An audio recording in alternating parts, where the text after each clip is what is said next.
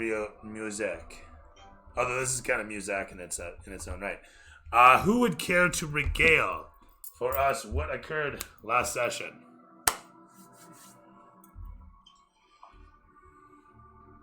Well, essentially we got a new task to go and investigate the city Earthheart and the manor of... What was his name? Dog? Morsi. Something Morsi. Shinduago. Yes, that. Made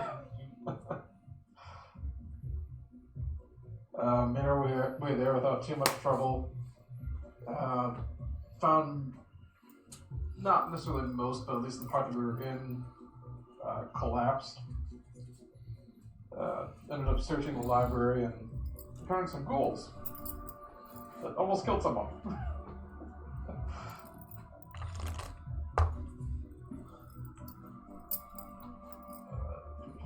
What else was there? What'd you find in the library? An axe that we probably shouldn't have touched. Mm-hmm. With a very nice edge. Yeah. Like categorized mineral samples from mining, right? True. Very true.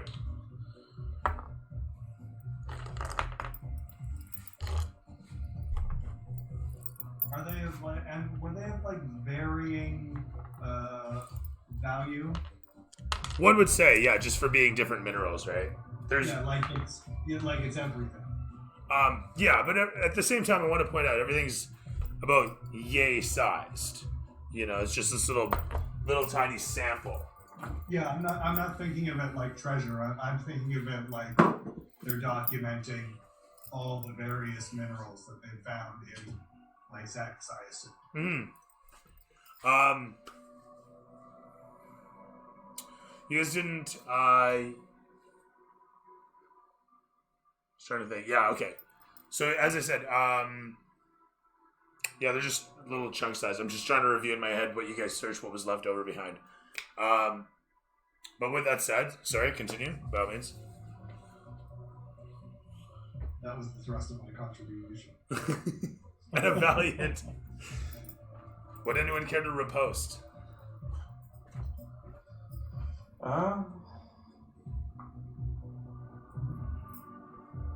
Sally, continue. Make stuff. Yeah.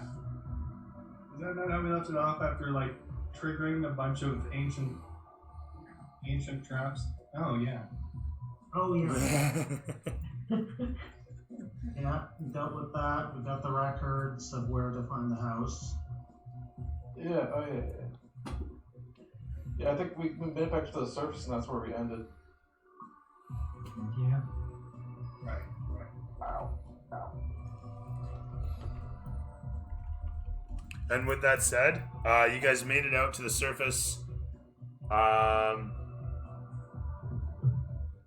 Made it out to the surface. I guess you guys were down there for what? About an hour-ish. Travel time. And doing the thing, searching around, fighting stuff, dealing with traps, and then making your way out. So with that, let's switch this over. Make sure we got everybody's character accurately in. I always forget to change over the widget for the stream. You're in there. That's it.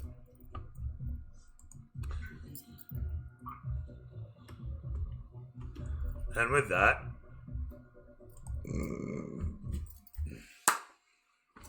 let's get right into it. Hitting the surface up above, the clouds are thick, but the sun is bright. It portrays a dusty, pallid complexion to everything around you, shifting the tone and color of your surroundings to just a dull red that is neither hard nor easy on the eyes. Staring ahead, a little bit of a wind picks up, blowing dust around the ruins. As you look ahead, the camera slowly, listlessly panning along to show the manor in the distance. down Copper Star Lane. Towards the one side, you see an overturned, the corpse of a horse next to a slightly wrecked cart. At least it looks wrecked from the way that it's situated, but as you come closer, you note that it seems to be in one piece. Ruins to your right and left, dust and mire dust and sand for as far as the eye can see until you hit the ridge or the abyss. You stare ahead down the ruined. Yes? How long has this place been a ruin? It's about 100 years ish. And how fresh does this horse corpse look? Not. Like, is it mostly Or bone? it's not old. It is very fresh. It looks probably Oh. you have He's been like destroying the abandoned for a century. Like I'll have this conversation as we're walking there. Yeah. This place has been ruined and abandoned for a century, and this guy still lives in his old house.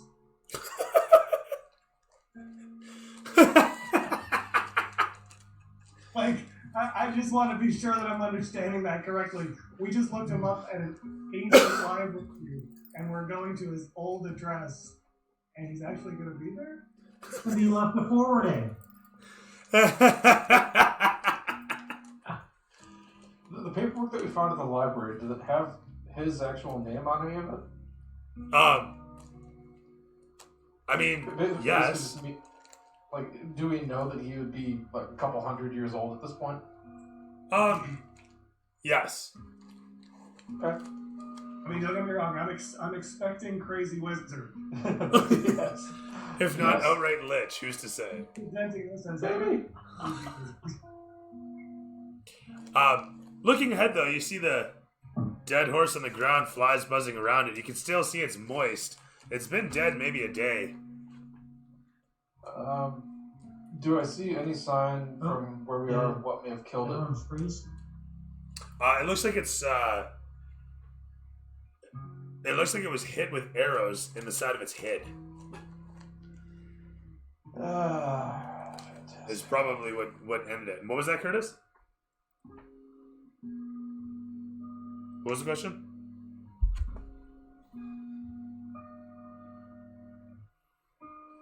Curtis?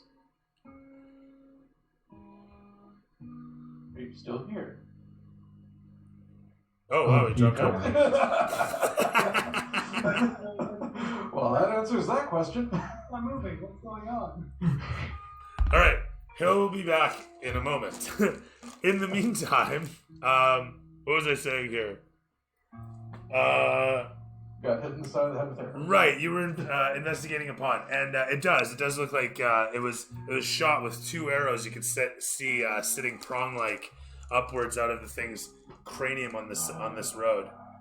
Next to it sits a whole bunch of crates, and next to the crates you see a few spilled ingots, a bit of old lumber, the box on the bottom being rotted out. You can see the glint of metal within. Do I see any sign of anything else that whatever killed us might still be around? Not really at this distance. This is where I've started you guys as you walk into the scene.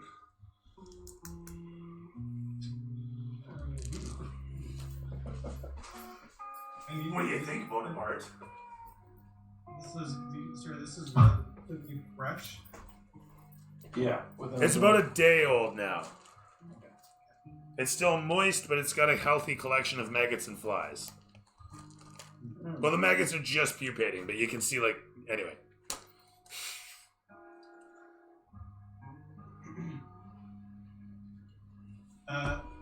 And we can see from this distance that the horse was struck down with arrows. You can see them sticking up out of its head.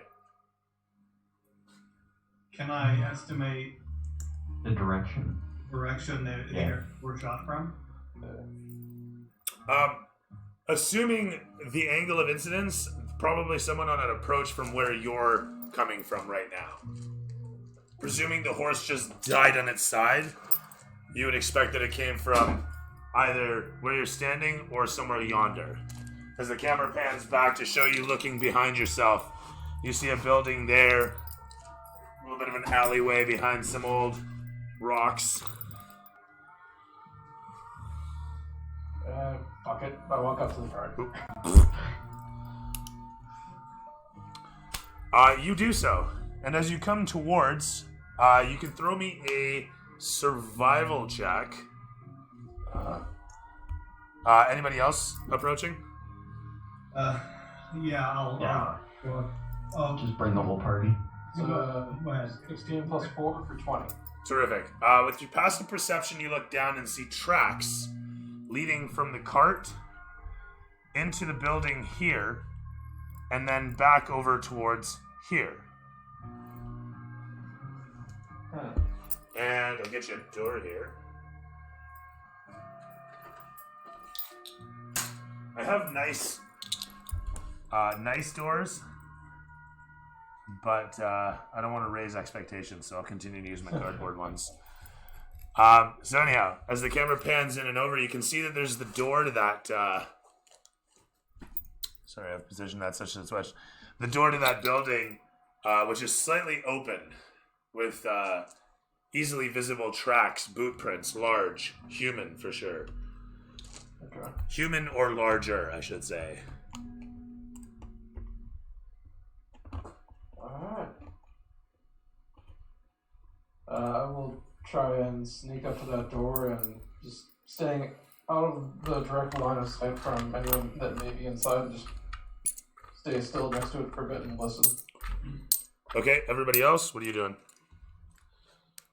I'll stay back a little bit. Okay, the Goliath sneaks up. Is that what I'm understanding? The Goliath sneaks up to the... Oh, shit. I'm going to sneak up as well. I've got a +4 to stealth. That's fine. That's fine. You can roll me that +4 to stealth, mister. Still gonna knock over a box. Yeah, right? That's your DM's failure at a dex roll, really. Let's face it. Manual dexterity failings. 10 plus 4, so 14. Terrific. And Seth, what you got there? That's a 25. Fabulous. As the Goliath does his best to slip in alongside the ghost's fart that wafts past, the both of you make it towards the door. Who's taking the lead on this, if I may? You guys are in concert. You're next to each other. You know how to whisper. What's the story? Who's in charge? Seeing the rogue following me, I'll just kind of hang back and wait for him. Sounds good. Letting the specialist follow through, you make your way towards the door. Like so much, Dwarf 47, you pull open the thing slightly and peer into the darkness, seeing the interior is somewhat drab and mostly caved in from the back where it's been molded into the cave that it's been built into the facade of. The most of it's still there in the front, and what you see easily is that it was once a guard post, maybe a gatehouse of sorts, you could call it, but as you look around, you're like, there's no gate, so whatever. Point being is this was clearly like an equipment guard post, check stop, somewhere like an armory, if you will, a muster station, that sort of thing. As you peer around, you see a couple other crates. You see a flumed circular stone area where clearly there was a lot of smithy where you see the anvil and the bellows and what. You can see off past there a bit of a stone hallway leading to the back door where it sits slightly ajar and flapping listlessly in the breeze. Quietly at this distance, a little bit of dust you can see kind of wafts in. And as this happens, you hear a couple other doors down the hallway kind of bang around. Looking about, you can see the tracks. Actually, I should say, what is your passive perception? And can you make me a survival check, please? Passive perception 14. This would be Seth in the doorway. 14? Survival, that's better than the last one. 22 this time. So, sorry, Seth's survival was 14, yeah? No, sorry, my survival was 11. Oh, okay. Perception of 14. Well, at Can you first... hear me? Now I can, yeah. Well, at first, you... Okay, so Sorry? Yep. So while at first you don't see the trail, your Goliath friend leans over and points it out. You sight upon it and see it clearly enough. There was a scuffle. The whole of the area is kind of kicked up. Dust spread around. You can see a couple bloodstains as you look closer. And finally you come across a scratch mark in the stone nearby, where you can see that a chunk of the pillar was taken out by a large hammer. Judging from the angle of impact, I'll even go a little further because you're a specialist. You can see that it was probably a dwarf that swung it, someone short. Other than that, the place is replete with all sorts of military bric-a-brac. You can see that there's a large ballista actually off in the corner. It's disassembled, but you can also see the tools sitting just over yonder. There is a little workspace with tools for sharpening and committing light maintenance on various blades. So there's like your pommel tightener or loosener, your blade setters, that sort of thing, and of course a pile of sharpening stones. They're fairly rusted over from the age, and everything here is covered in mildew or moss, except as you scan finally to see a spilled box of silver, you think, platinum, maybe, you're not quite sure, but it glints, and it's just a small box. And you see past that into a small closet where there seems to be more boxes. And as you look upon this closet, you suddenly realize the closet itself, being a closet space, has a door that is made of a material made to look like... It's a secret door, basically. It's made to look like the rest of the wall. So with that all said, that's in there. And all these pieces of evidence look like as reasonably fresh as this dead horse. You would assume so, yes. In fact, the dust is even differently colored, having been kicked up.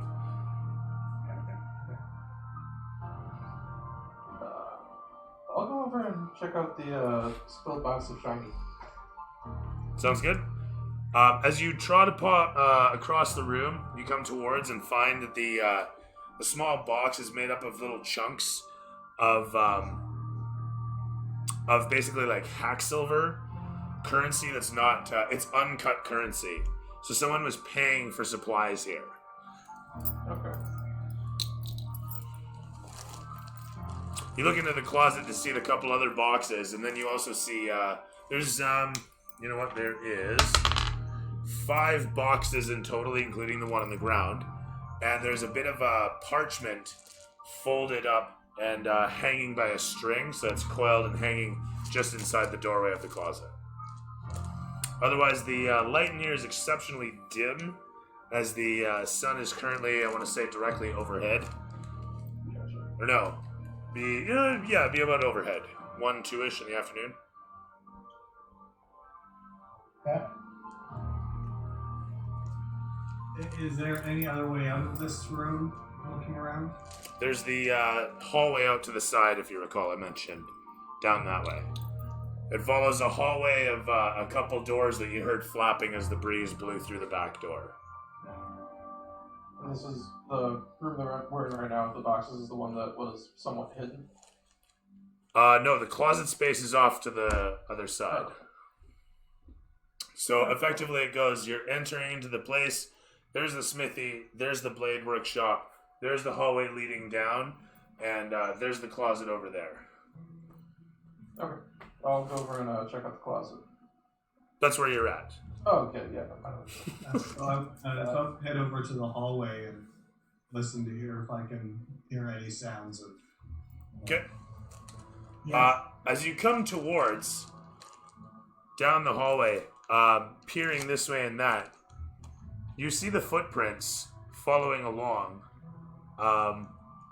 You don't see any fresh bloodstains down this way, and the footprints end fairly abruptly. It looks like maybe the scuffle carried down the hallway for a half moment before moving backwards. As you come towards the pair of doors that you sight next to the back door, the rearmost door of the space, you're about here-ish along the building. And to the left, you can see inside is a... actually, as you come close, it's an odd smell that hits your nose of I want to say a mix of feces and tin that is very thick. And as you come close, you hear a screech as something rattles. And I need another flat space, actually, to get a game board up for you guys. This will actually work perfectly. Bam! So we'll just pull this back in simulation. So as you're just down the hall, gotta get the camera up so I can see if you're seeing. Perfect. And you would be right about here. Yep. Yeah. And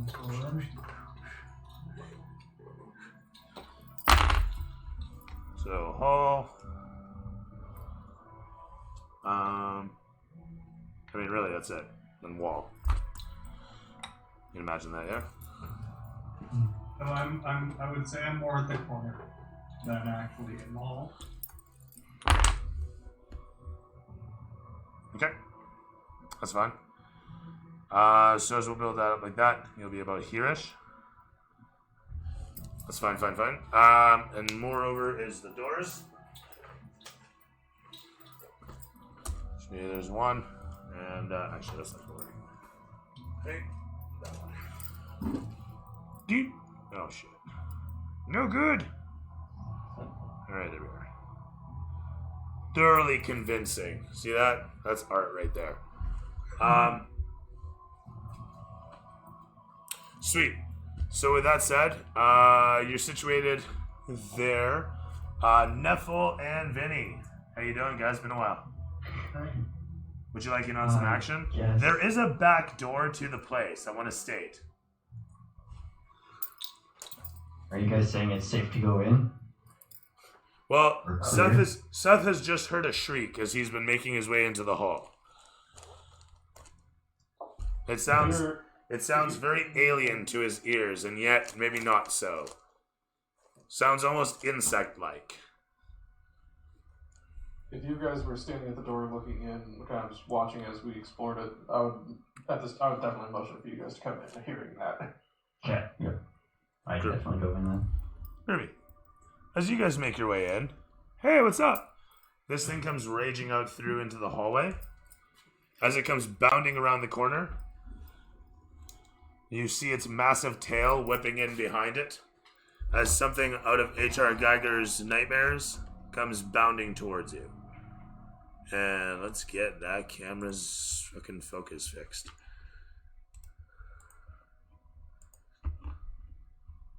This is gonna be one of these.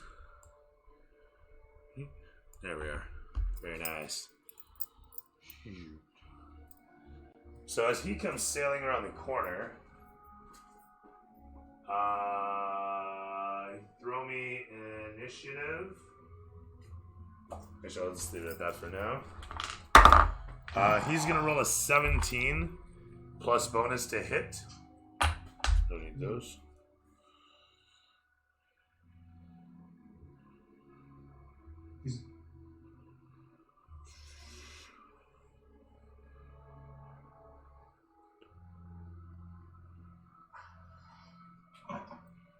Am I surprised? That is what's happening here. Yes. Okay. Well, It hits you for all of 5 damage as it leaps in, catching you off guard, biting down upon you as it trucks in through the hallway. And who got what for initiative? 21. 19. 3! How wide is the hallway? It is about 10 feet-ish, just shy of. You know what? It's actually just north of 5 feet, so it's probably 6.5, 7 feet. Okay, so it's not 2 people working. So Victor got a 3. Igar got a 3. Sorry, Igar got a 3. What is shit? Yep. What's Vince got? 13. 13 for Vince. Thank you.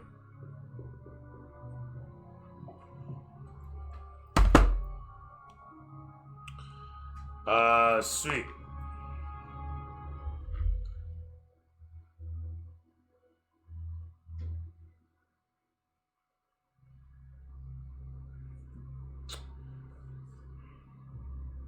Sorry, I just want to double check something.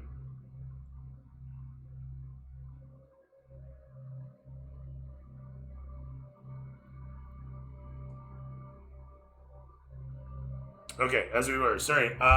It leaps upon you, biting into you. As you shake it off, taking 5 damage in the process. The camera pans against your face to show your steely gaze upon the creature, and you what? I'm going to shank it with my dagger. Number 1.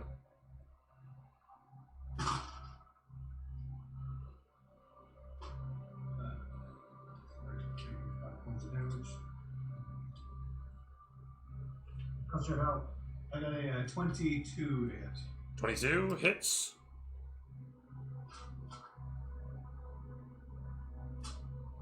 For 7 points of damage. 7 points. Did I put the thing away with? 7 points slices upon it. It screeches violently.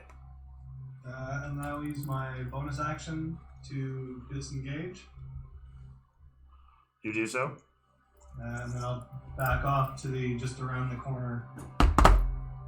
Well, an open pathway, but he has to walk past me. Okay. And from there, we watch as Neffel. Alright, I will step over to Igor there and oh, the screen just locked. Seriously? The what now? Oh, sorry, technology. This thing doesn't seem to like my tablet so much. Alright, and I'm actually going to use 2nd level heroism on the 2 of them there. Okay. It's pretty much the same, just hits both of you. And, yeah, that'll do for now. Alright. As you call out to your compatriots. That was really loud. Hang on a sec.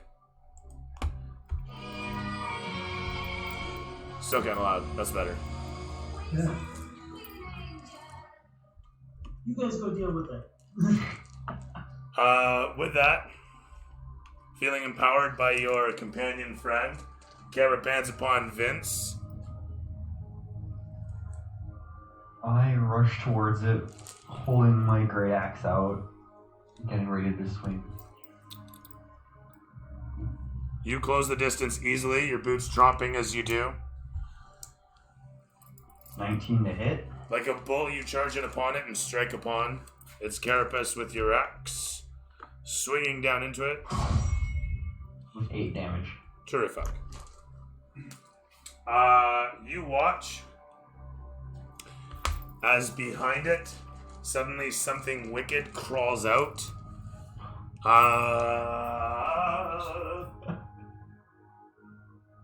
Fuck, is that not as marked already? I thought it did. What is it?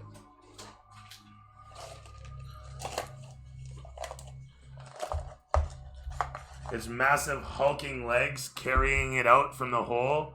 Seth, you suddenly realize that it didn't actually detect you at all, but was running away from something horrifyingly hideous. Perfect. As the camera pans around to show the massive 8-legged freak filling the hallway. Oh, bugging out. You guys want to bug out, we can do that. Whoa, hello. Let's try that again. Alright. I'd say something different for the music. Like that might do. And then we go from here to here, and then like that. And like that. Right on.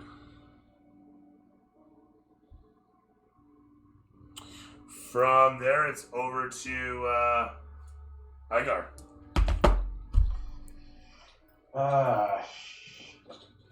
Is there enough room for me to get in there as well? It's you gotta squeeze in. It can be done, but attacks are at disadvantage. I will go back. I will just move forward a bit just so I'm at the end of the hall, so he basically can't get past us.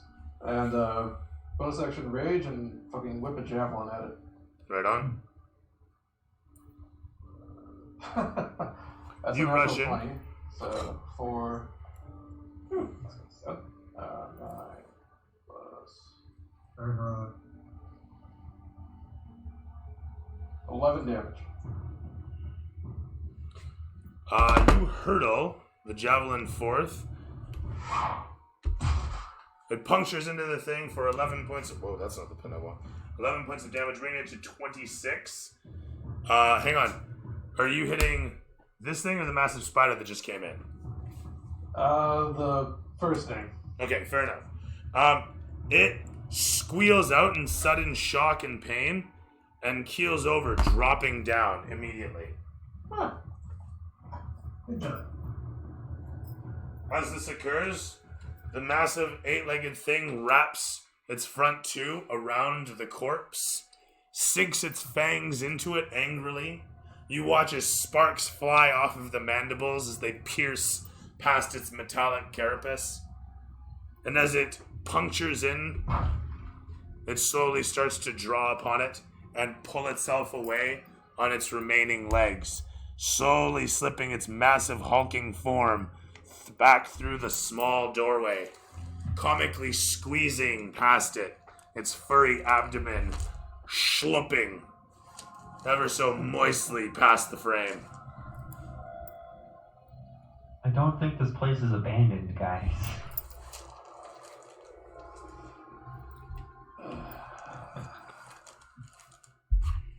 Alright. Don't watch this after. No. As Nephil looks out the doorway, he sees the approaching silhouette. Oh, hang on, never mind. From this angle, you wouldn't see shit. Yeah, no, as they're approaching, you might, but they're not arriving yet, so never mind. Your DM should go on a 3. Very nice. So I go before Igar, but I was holding my turn this turn, I guess. That said, actually, no, that was my turn. That was my turn, very much so. The spider's in there, currently feeding away on the thing. I'm just going to keep it in the initiative round. If anybody needs it to be, you let me know.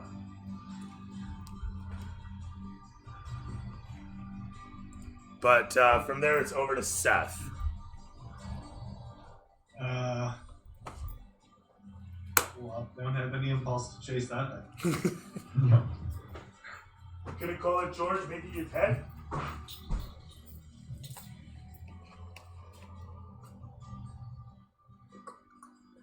I guess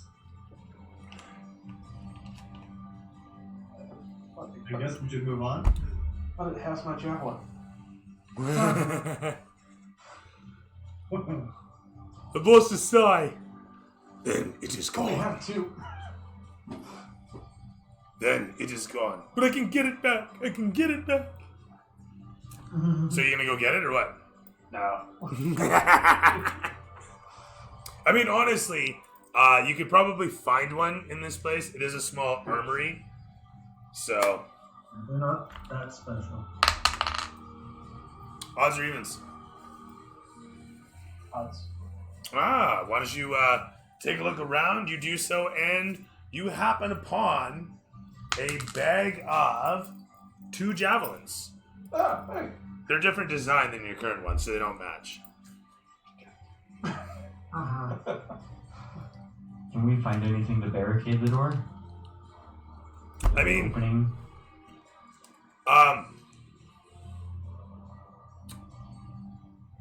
I'll say there is a bookshelf in the place with a bunch of ledgers and.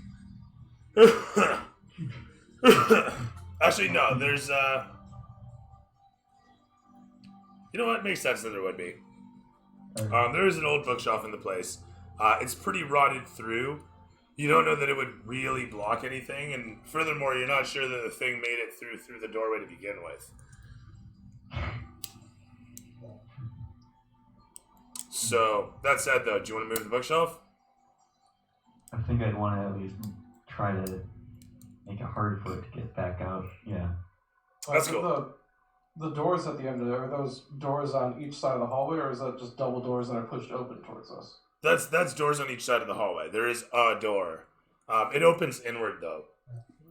Oh, okay. Yeah. I should mention that part, by the way. Mm. So you're not going to block the door from opening out. Not into the hallway. That wouldn't make any sense. Alright. Well, it seems to be distracted eating. I'm going to check that door in the hallway to the right. Okay. Quietly, if I can. Yeah, no problem. Panning around, we watch as you come into view against the hallway. As you look to your left and see the massive hulking form sipping away quietly, the corpse of the monster and its mandibles still pulsating on each suckle. And as you open up the doorway all the way, peering inside, you see that there's a pair of desks lining the back of the chamber, and some old rotted out chairs. And you see a hole in the ceiling where water's managed to trickle down all over the furnishings in the place.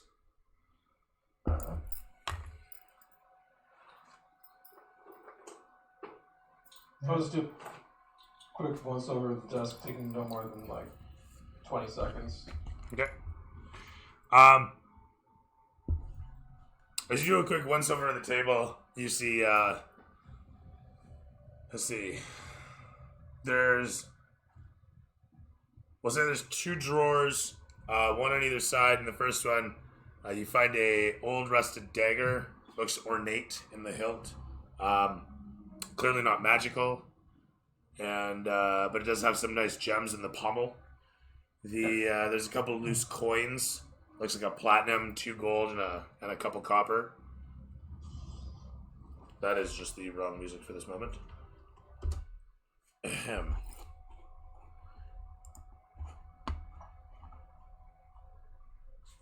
I'll head back out. In the other drawer, sorry, Oh. as I'm grabbing music. In the other drawer, you find some old parchments. And that's really not the right one either. There we go. That's more like it. Where was I? Sorry. In the other drawer, you find some old parchments. You can see lists of numbers upon. You immediately recognize them as logistics in and outs of various cargoes and stocks. And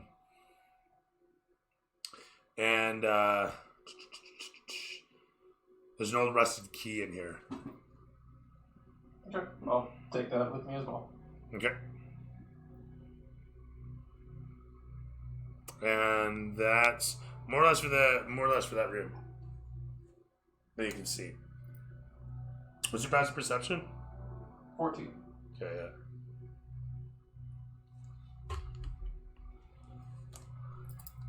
You hear a squeal from behind as the thing seems to be enjoying its meal. And you hear another squelch of fluid as it continues to suckle away.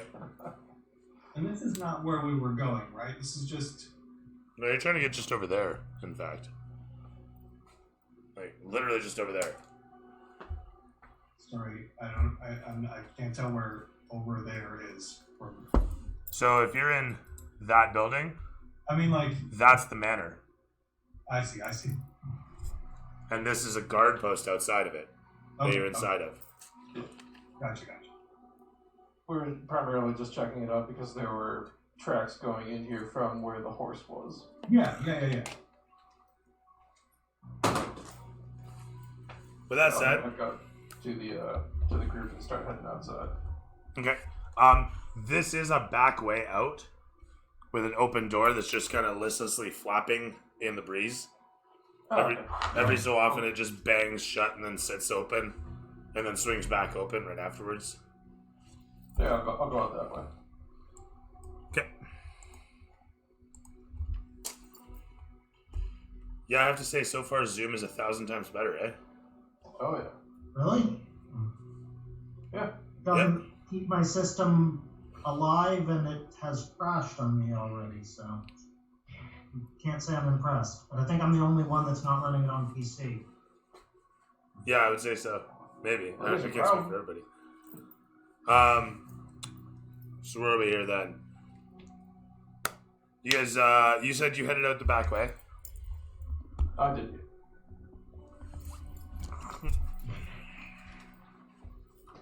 I'm just ignoring the spider. That's fine. Yeah, that's totally perfect.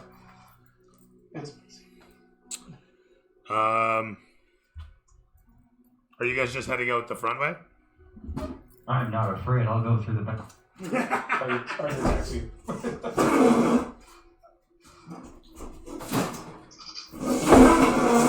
There, get that shit out of the way. Alright. So Vinny heads out the back as well. Seth and Neffel. Alright? Out the front. Okay.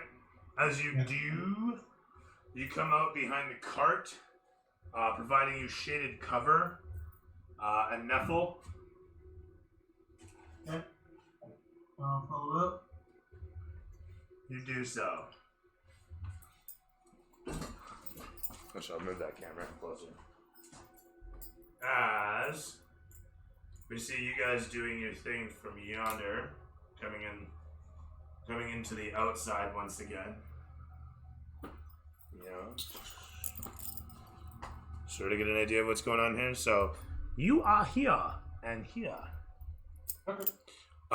Meanwhile, looking across the way, you can see the stocky silhouette of a dwarven figure making their way resolutely across the space. Their cloak billows in the breeze, and alongside them stands an elf, wandering along. They make their way across, the dwarf walking proudly with a massive hammer hanging by her side. Her jowls, her jaw deep set, and her eyes bright in the light as she clears the distance, slowly and cautiously with a shield in hand, but her hammer hanging still by her side. And she comes to about yawn as she sees you guys exit out of the place. The elf at her side takes a couple steps closer, but always keeps a few steps behind, as is depicted, and he's got a glowing finger going. You don't recognize the spell offhand, what he's putting together. You can throw Arcanic to recognize it.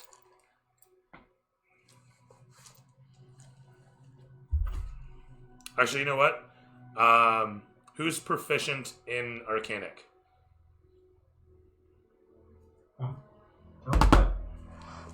Neville?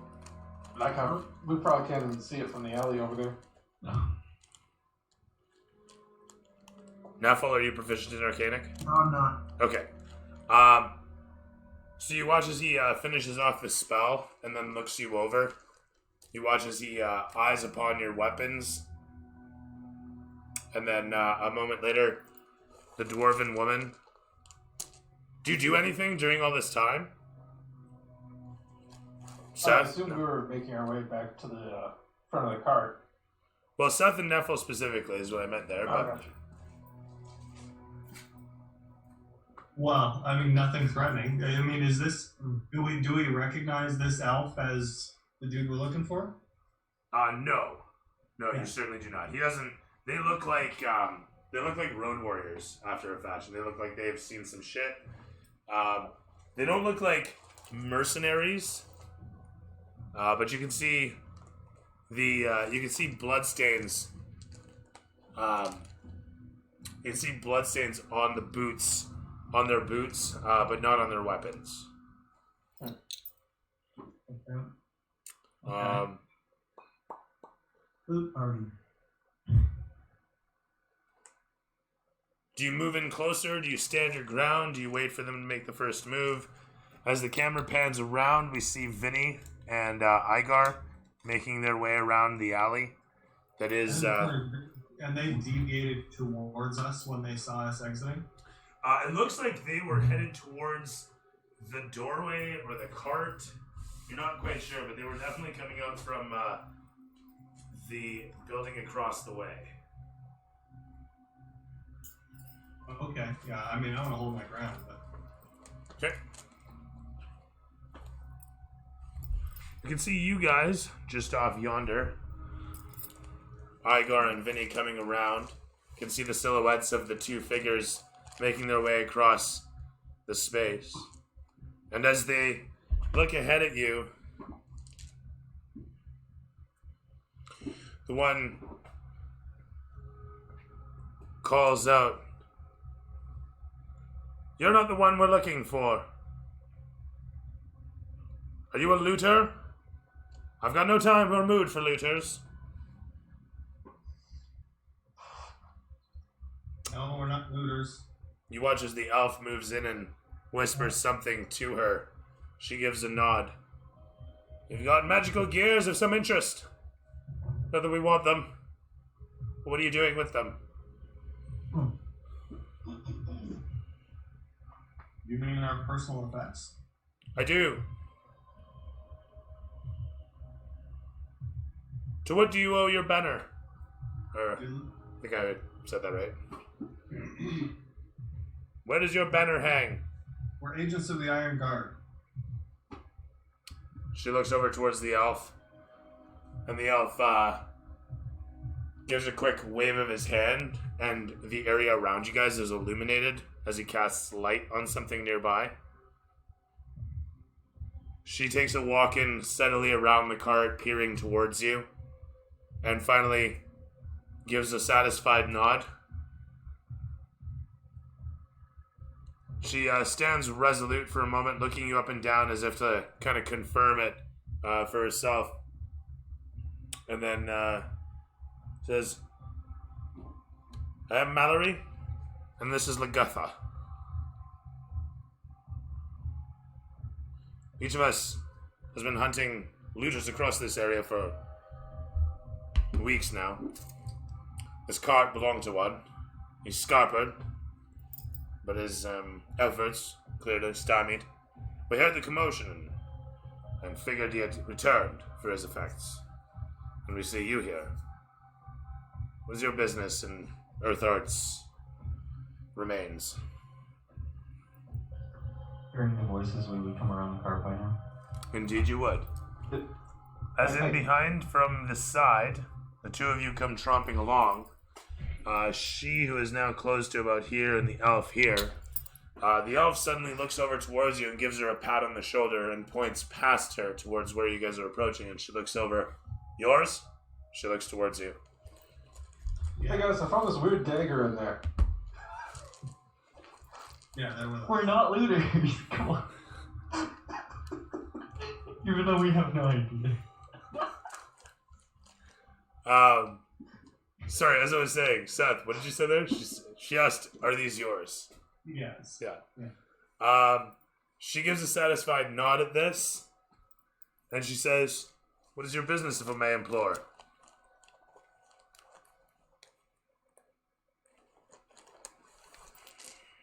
I'm looking for an elf. "An elf." She looks over towards her companion. "What elf are you looking for?" Shimbuaga. She gives a nod. "I've not heard of this elf." As she says this, the camera kind of pans in front of her to show the manor in front and behind her. Yeah. Okay. Like, knowing when people are lying to me is like my class specialty. Fair enough.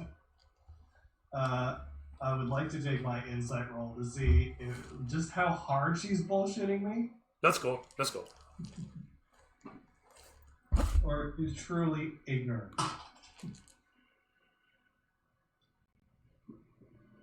23. Okay. As you look upon her, she just looks at you straight faced and makes it really hard to read whether or not she's making it up. But then you watch as the elf fellow Lagatha leans in and whispers to her, and she gives some nod of understanding, and then looks towards him and says, "Behind us," and looks behind her and says, "This place. What does it hold that you need?"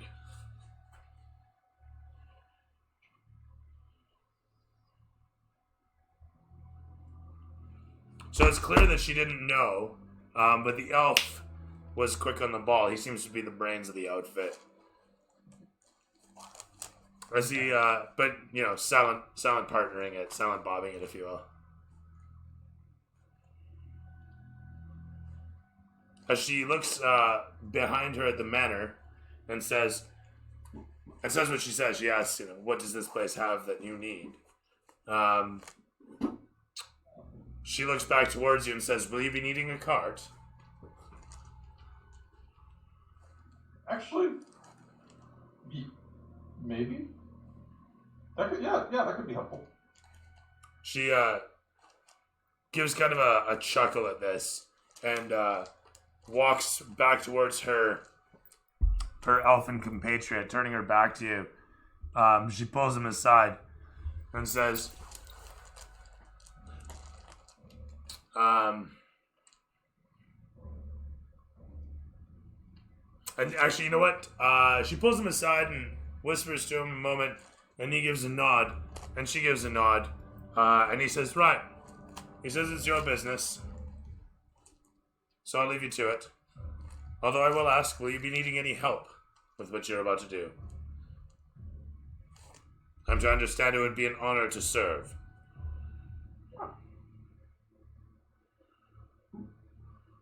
Who are you? You're hunting looters across the land on behalf of whom? Sorry, hang on. I'm actually pulling up the family name. One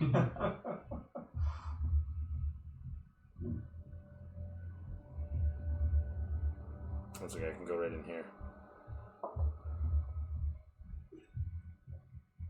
Right.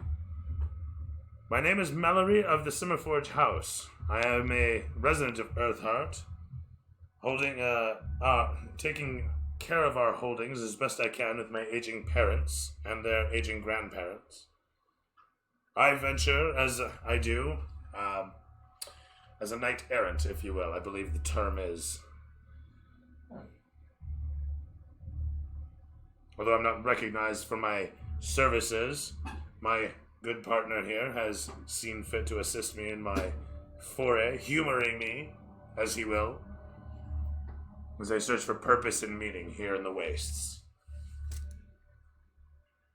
Well, if you're looking for something worthwhile to fight, the person that we're supposed to go and find in that manner, and I'll nod to it, has supposedly been conjuring, summoning, I'm not sure on the terminology, infernals.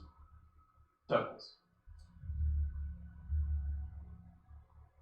She gives a nod at this. We were sent to put a stop to that.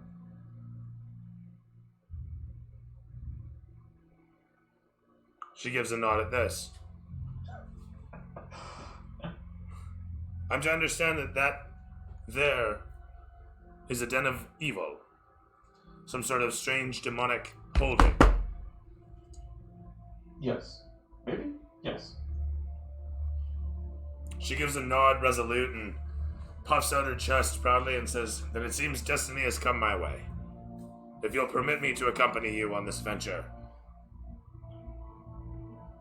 Absolutely. Might even Yeah, get it's fine with us.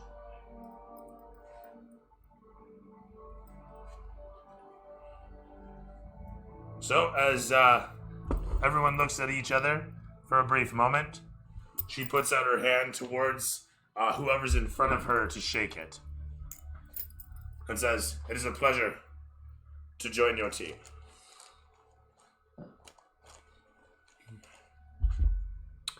You can see a crest of Moradin etched very small on her pauldron.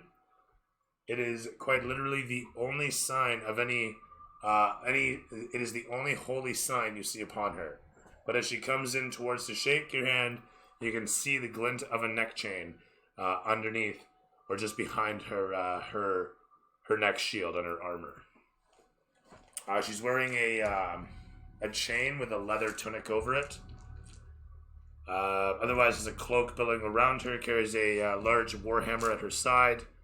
And the elfin fellow is wearing a sort of stout leather suit and carrying a double-bladed staff with small harpoon-like blades at either end. It's encrusted with a ring of small gems at either end that glint as he carries the thing. Oh shit.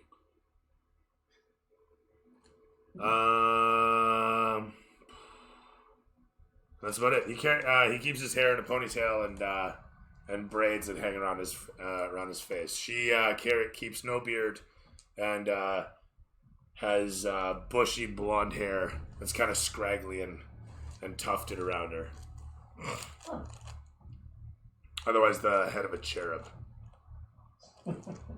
With that said, though, you guys look towards the hall ahead. Well, shall we? Yep. And with that, I'm gonna go get a snack. You keep the fort. I am going to make another drink.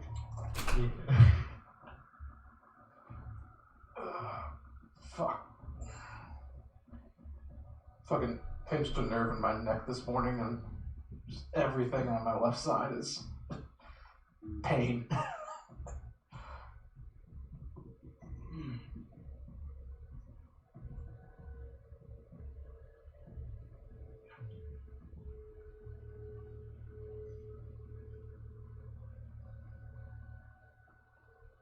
I just realized I've been muted for the last 5 minutes. Oh, have you been talking to us during that time? Yeah, and Bummer.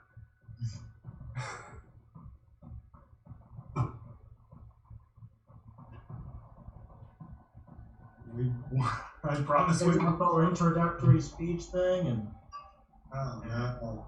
It's pouring outside right now. The rain. yeah, I'm not seeing why this app is apparently any better than Skype, but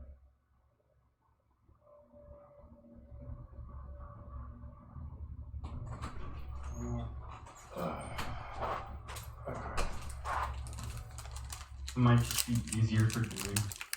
How so?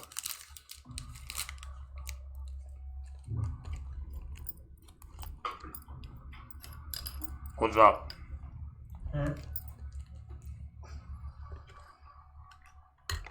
What's up? but yeah, apparently I was muted for like the last 5 minutes. Well, that explains a lot.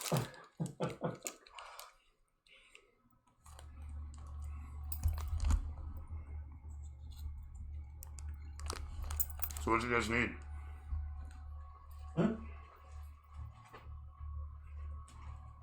So, how are you guys approaching this place before I go out and build it?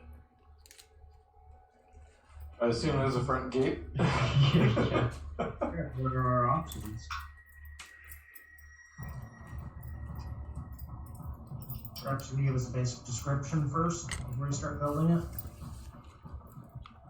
So, on the outset, a lot of it's been sunken down into the ground. You can see that there was a wall and maybe a gate, but it's been pulverized into the earth, long ago consumed. The place is more or less up to its belly in sand. That is, the first floor is mostly sunk in. At times, there's the odd window that you can see the top of until you come around to the. So there's a lot of little like rabbit holes that probably can make their way in. So this is collapsed into the ground. Mostly, yes. Most of the first floor, I should say. The second and third floors, where it does actually reach a third story above the ground, are mostly in decent shape. They're definitely weather worn. No upkeep over the years. Sandblasted as they are. You can see tapestry poles still hanging there with torn off bits of cloth hanging. And you can see shutters that have broken from the winds blasting through the place. But despite the leaning towers and whatnot, the whole of it is still standing, air quotes. Continuing to investigate around the place, you guys can see that the front gates were a 2-story affair, but they are buried up to their first story line. Halfway open, they say yonder, off to the side. Not here, but if you follow the alley, you would get to them. I'm assuming you're doing the whole perimeter? Might as well. I mean, how much space are we talking about here? The whole of the place is probably, like a 2,000 square foot place. If it was a single or 2-story place. A 2-story place, yeah. No, if it was a single story, at 2,000 feet square, yeah. So that's about the footprint of the place. Alright. That said, And are there any signs of life? so as you guys are making your way around the place, I want to say, Or that statue. there is the odd glimmer of something that you think you see, but you quickly let it go, as it was probably just wind battering shutters. You hear the creaking sounds of wood, the smashing and battering of wood, and the wind blowing ever so gently, but ever so constantly.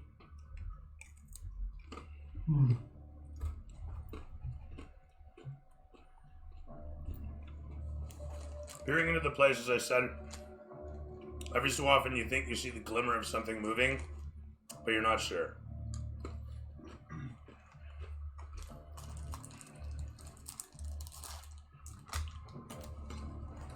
Well, do we just want to find a way in? Yeah. Alright. I'll go over to the nearest window and kick it up. How high of a kick does that have to be? Well, he said that the windows were partially submerged, right? Yeah. More to the point, though, they're also blown out. Oh, Nature long ago kicked these windows in. damn it. Uh, Fine. I would have supported it.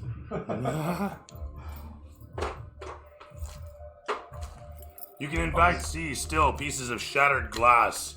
What little large pieces remain after the rest has been pulverized to join the rest of the sand around the room.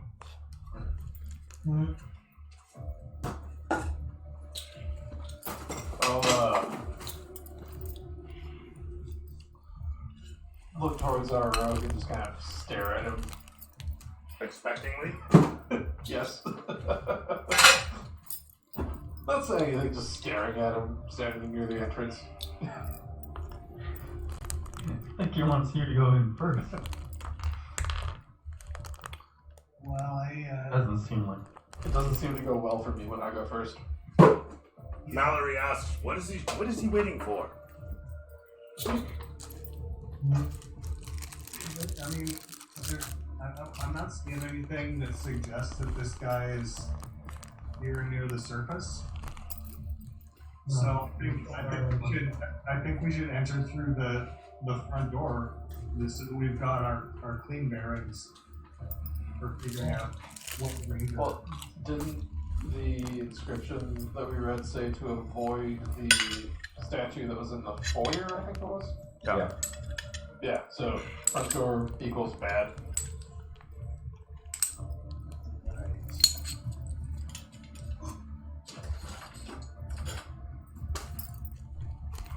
Mm-hmm. Okay. Yeah. I guess then this random. Yep. Basically, just making sure the window is not leading into the foyer, and since no one else is doing it, I'll just light a torch and go in. Okay. I'll just give you a light rod. I need a lit torch for my last grenade. Need to figure out how to make more of these. You can just buy more. Oh. I didn't think of that. Takes the fun out of it, doesn't it?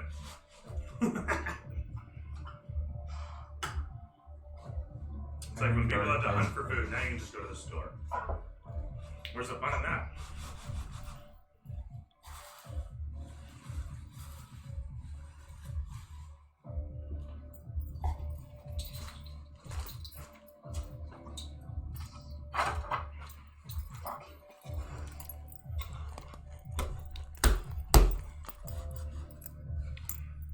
Now, just for the record, you guys don't all have to go in through the same way.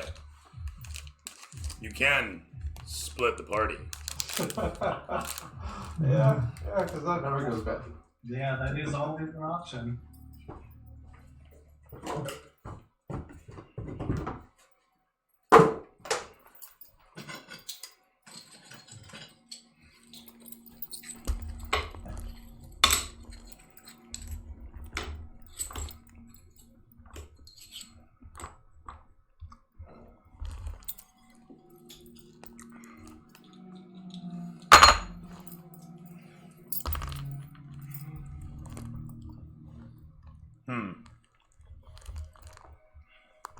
Just shy of it, eh?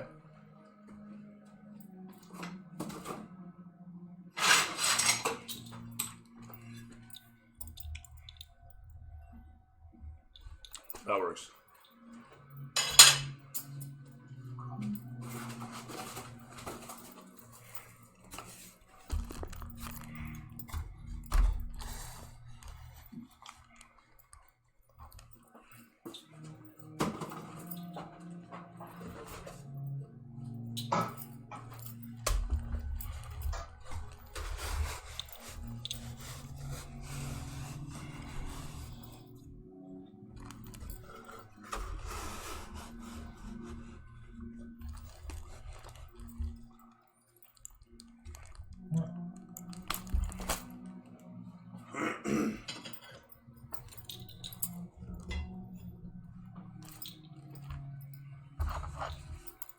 Kicking in the window, as it were. You come in where it's about a story high, as I was saying. Through the window, you find yourself inside a small room. A bunch of busted up lumbers and furniture.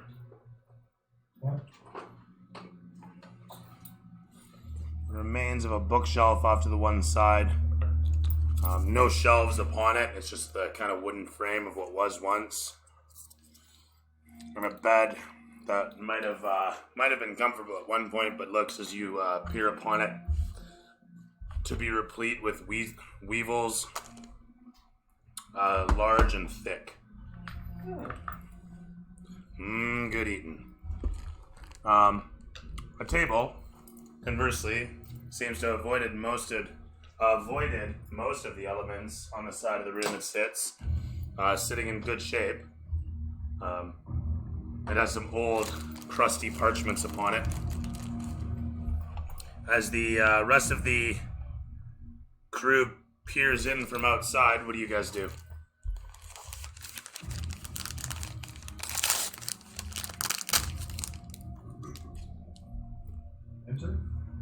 Yeah, I'm gonna head in.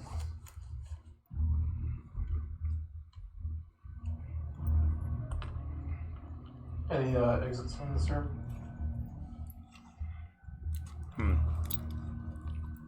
Or, like, open doorway just leads out to.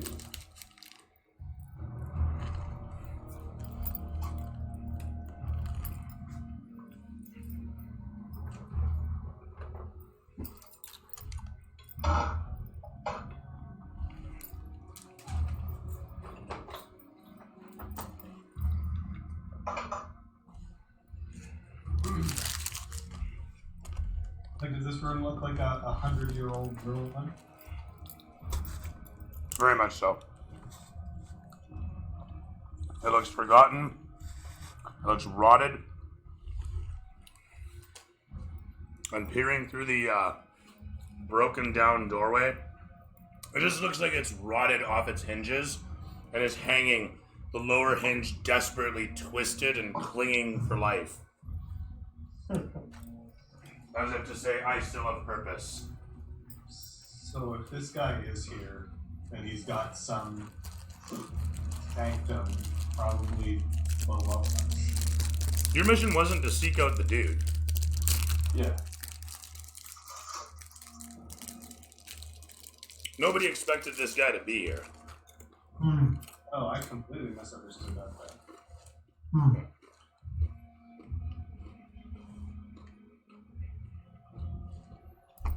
Here for the dark fire. We're here for the dark firelight, but he was the last known possessor of it, right? Mm-hmm. And he was described to us as an existing wizard, I thought. No. Okay. House tense. At least he was. Nobody's heard from him. Not since the cataclysm. I mean, that's exactly the kind of vaguely contradictory information that led me down this path in the first place. The answer to pretty much everything is Nobody expects him to be alive. He's like a crazy elf wizard. Elves live who the hell knows how long. And nobody's heard from him. He must be dead. That's not my assumption. Could have moved on. last known to be summoning devils. Of course, he's made a fucking pact by now. And valid point. He could have moved on. However, if he moved on, why would he leave the dark firelight behind? Who knows? Maybe they're not even here. He did leave it behind. Maybe it's just But that's a waste of our time. But that's my point. point. An essentially immortal elf wizard is the last known possessor of this book, and nobody else thinks he's still around to hold on to it. Iroh gets bored and goes to the next room. Maybe he has the books and left. Maybe. Let's find out.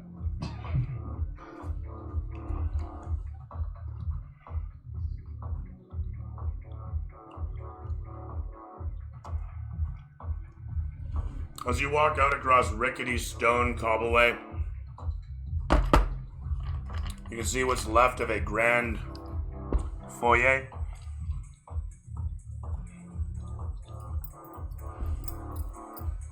A few pillars still standing. Statues standing. Statues guarding down below.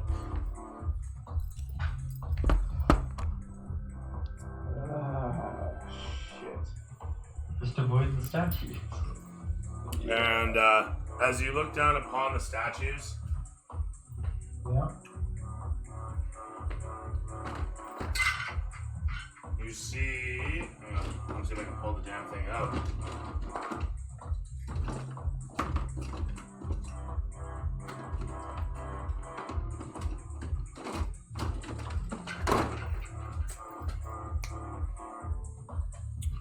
Oh, we'll leave that there. Never mind. Looking down into the foyer, you can see that there is a set of doors that way, from where you're situated.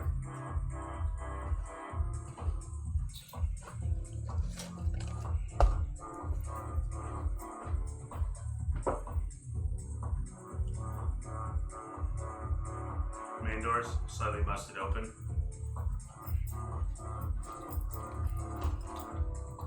So that would have been the main entrance, or is that where we need to go? That would have been the main entrance. Okay.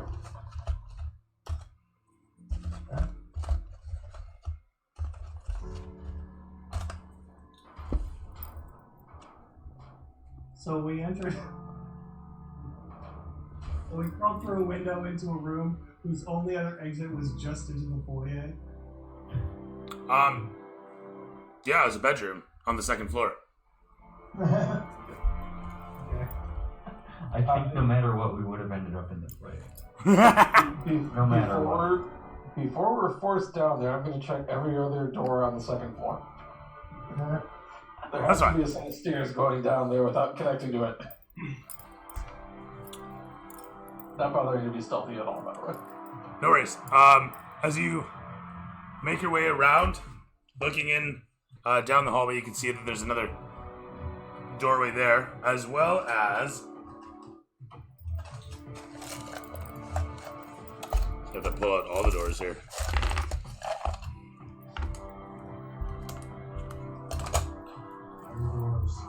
Put that one there. And broken down door, open door.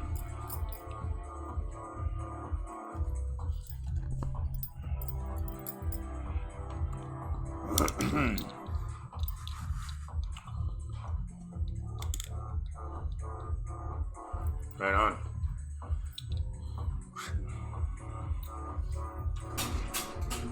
Man, it's fucking warm in here. That's just me.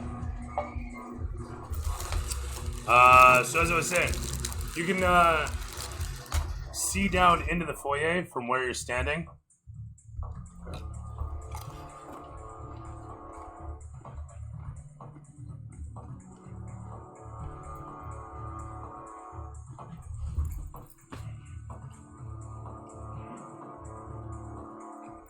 Not the best angle. Is there something you're calling me out, or?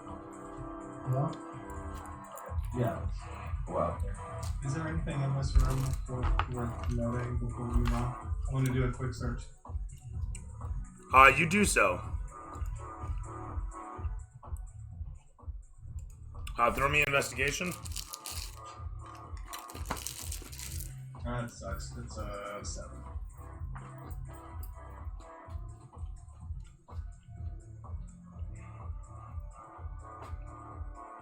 Well, you don't poke yourself in the eye, but Good job. you peer under the bed and you see that there's something there. You don't know what.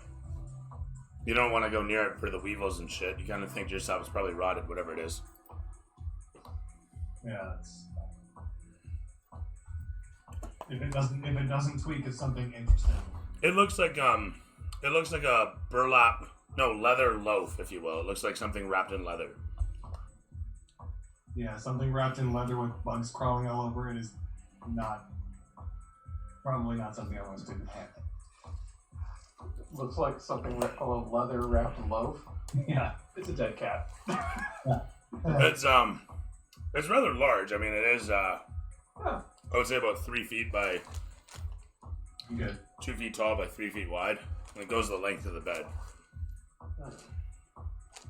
or width of the bed, the width of the bed. Anyway, so that's what you guys see there.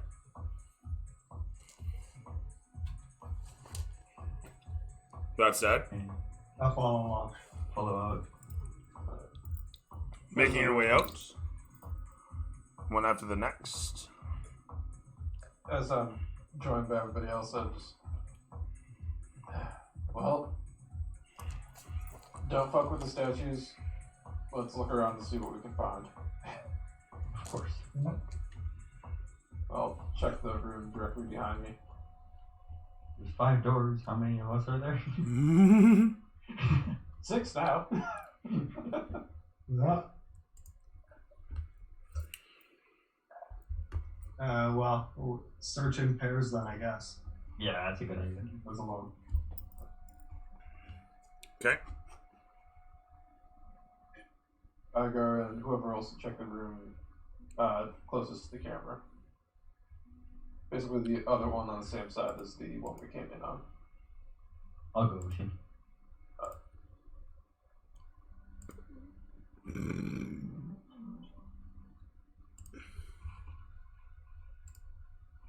So I guess I'll take Nepal with me to that one next rooms.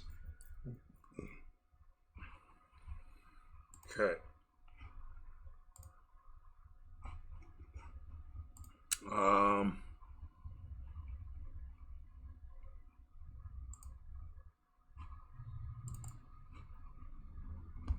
You guys make your way down the hall. Nephil and Seth heading towards. Sorry, this way or the other way?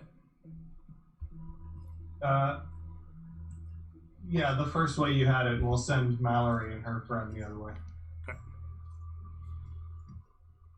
And you guys? The one the door to the Yeah. Close right. the door. Yeah. Yeah, that one. Yep. Sounds good.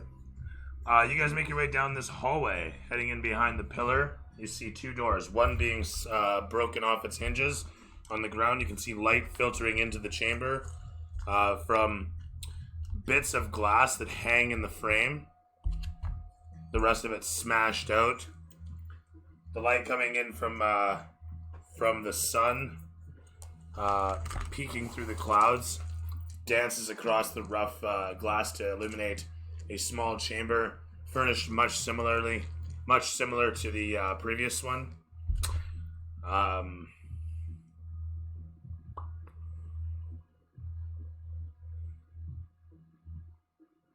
Yeah, there's nothing additional here. Just a standard bedroom for the most part. Again, almost a cookie cutter arrangement with a complete with weevils milling about in the bed. Good. I'll do a quick search of this one as well. Okay. Man, somehow even worse. Disgusted by the sight of the bed, your distraction takes over, and you don't manage to see anything of interest in the room. With that said, the camera pans against Vince and Igar as they approach the door, and I'll try and open it. the handle breaks off in your hand. Alright. The rotted push wood down giving the door. away.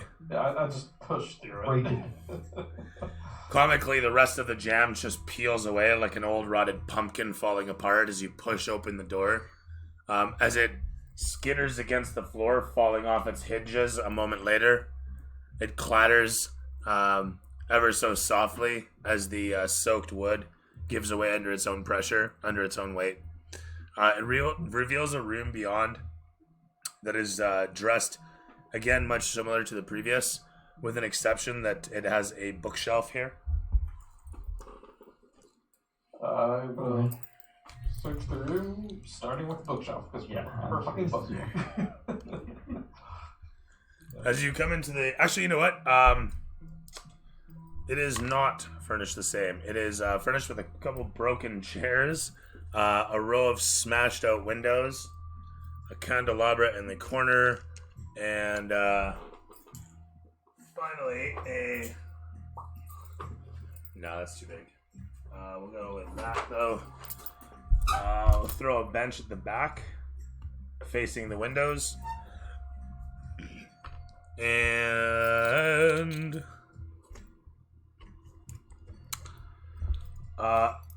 that's about the size of it. Where is that little table? I had a little table in here, and it seems it's gone. That's unfortunate. Okay. Yeah, that's fine. We can't see it anyway. Yeah, no, that'll be fine then. Yeah. But as you come upon the bookshelf, you can throw me an investigation upon it, looking over the tomes. I'll assist your roll. I don't think you'll like my roll. But you'd get advantage. I don't. Yeah. Unless you just want us each to roll individually. You can each roll individually. I don't give a shit. Alright, that'll work. Nat one. 15 minus 1, 14. And Vinny? Nat one. I don't see anything. It's like You- fairy tales.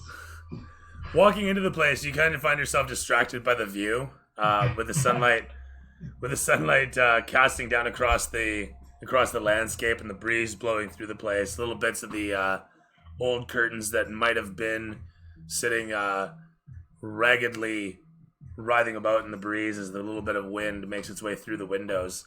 You squint as a little bit of dust hits your eye, and behind yourself, the camera shows the Goliath sifting idly through the books, taking one off the shelf. He looks upon the cover and sees The Art of Brewing. Another cover shows How to Sharpen Your Sword for Battle for Pleasure.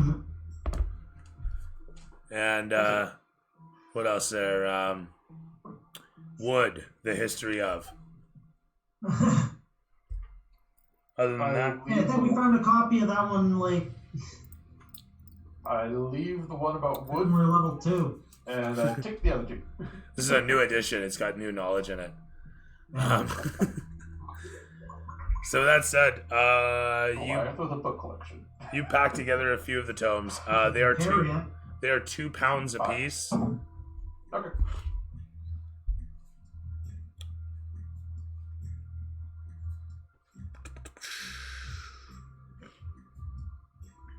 Ba-da-boo.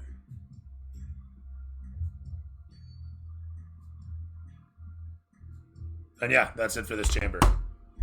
Finally, the camera pans down along the way to show these guys disappear into this chamber. It falls apart, the door falling away, actually. They appear out from it a moment later, looking down into the lobby below, and then looking over towards you guys. The elf gives a bit of a shrug. Then the dwarf lady just stands resolute with her arms folded, as if awaiting the next objective. A lot of you eventually make your way back out from here, as over in the corner. Do you guys continue on to the next room? Yeah, I mean, Okay. As well. Alright, you guys got that room? I'm looking for you. As you come in towards the doorway, it is slightly open. The breeze listlessly again, causing it to move about. You can hear skitterings inside as you come towards the door.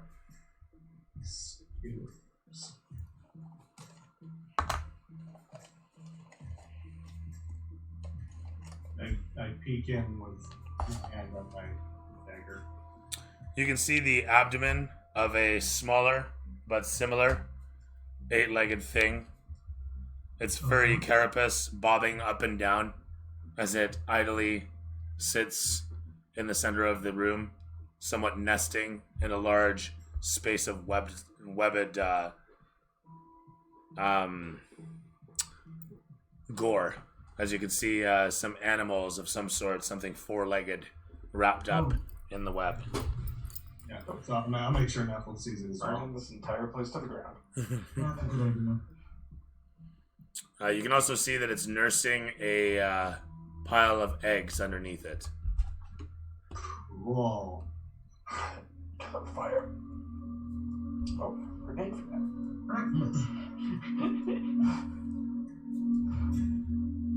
So, Mallory and Lagatha can be seen making their way to the next doorway as it swings open, still standing up. Lagatha steps inside first. They disappear from view.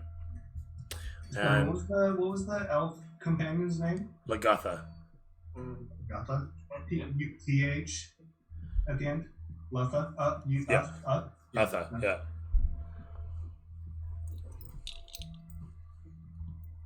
His name is Locutus. No. Yeah. Oh, jeez. It bears no reference to anything. I don't know. But anyhow, Nephil and Seth, you guys see, as I said, the spider living inside the room. And from where you're situated, you suddenly realize there's actually no stairs leading down. You can see the remnants of what was stairs situated just here. Is there anything to tie a rope off to? Oh, Where the stairs are?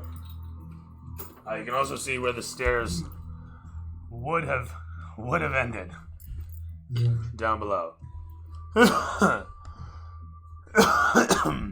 So, like, I'm whispering to Neville, like, we can just leave it alone. Yeah.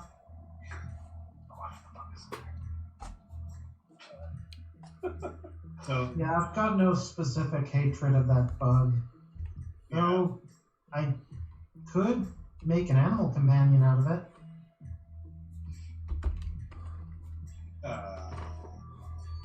You want it to help us? I don't know how to answer I'm that. just imagining how this will go of like Igar walks out of his room and sees a spider following you guys and immediately attacks it. Look out! Oh, I guess it's a good thing. It's a good thing I was here. like, quietly reconnoiter with the rest of the party. Okay. All right, you guys carefully make your way back away from the door. Regrouping as Mallory and Lagatha. Whoop, hello, camera dying. Hello, we're good. We're good. Like, when you say make it a companion, what do you mean? I mean, I have the spell Animal Companion, and I can charm it for 24 hours to help us. Is that only beasts? I believe so. And is it considered a beast? Maybe? I am for wondering that animal myself friendship. offhand. Friend. Animal. It is considered a beast. So is it beasts only? I'm going to assume yes. But the spell's description will tell us more.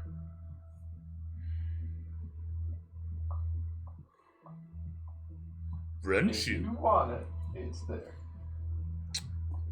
Lets you convince a beast. Yeah, so you could totally affect that spider if you wanted, Neffel. Okay. 120%. With that in mind, Useful. you can see the doors down below. And,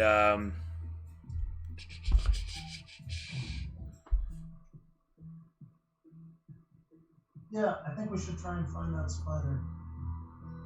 Well, it's just in the room, right there. Okay. I'm gonna look over at it and say, "Do mean you no harm. Come with me."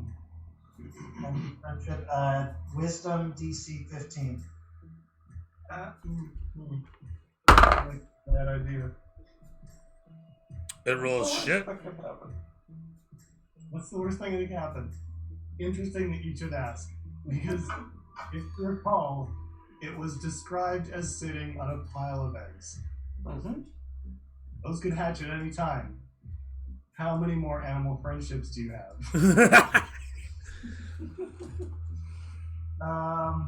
Counting my level 2 slots. 8. Okay. I've got 2. We just took Mommy Spider away from all the eggs. There could be consequences. That's all I'm saying. It is very much charmed.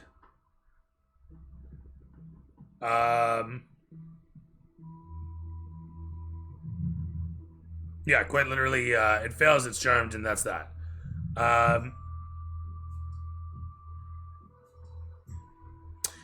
It doesn't mean you have any way of communicating with it necessarily, but it's certainly not going to attack you at this point.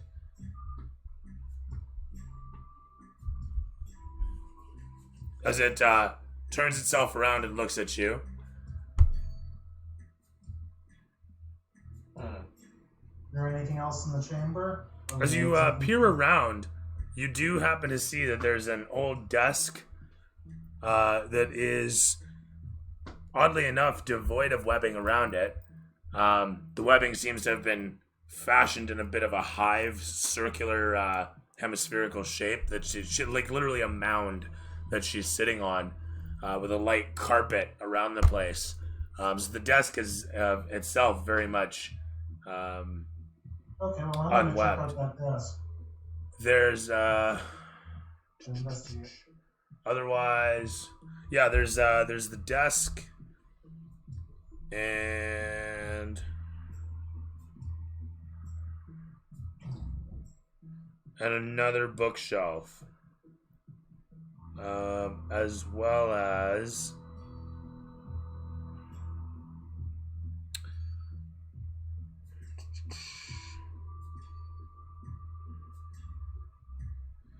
so there's there's a bookshelf, a smashed up bed, and the desk. You headed towards the desk. I'm investigating the desk and the bookshelf. In the one side, you find parchments, old ink jars, quills, and some medals, medallions, circular in shape. They have words etched into them, and Recognize the language. they're in Dwarvish. I don't believe you. Do you speak Dwarvish? I can't remember. Did you take it? No, I was working on that. Okay. No. So you can't read what they say on them. But the first one has actually, you know what? 2 of the 3 medallions have a picture of a pumpkin etched into them, and the third one has a picture of 2 swords crossed across. The ribbons are all blue, so it's literally like a medal, and they're about I'd say 1.5 inches in diameter. Okay. The other drawer inside it has an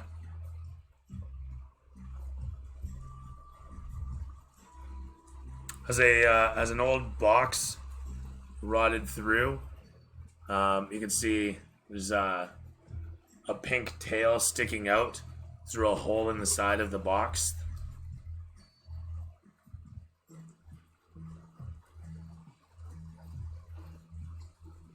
You can easily see it's a rat tail. Okay. Yeah, I figured as much. There's a rat living inside whatever that box has in it. Okay, don't really particularly care about You close the drawer again, or you just leave it open? that. I'll leave it open. That said, you can see there's a couple old volumes sitting on the bookshelf as well.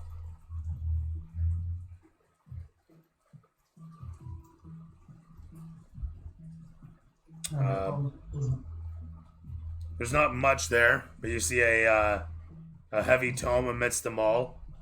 It's rather fanciful in its cover, with several sigils down the spine. In Dwarven, it says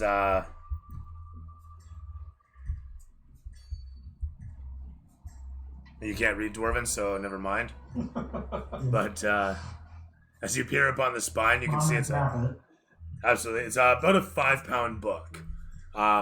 It's got a metal buckle across the front of it, and you can see that it's got a beer and the buckle is in the shape of an arm holding a beer stein as it clasps onto the handle of the beer.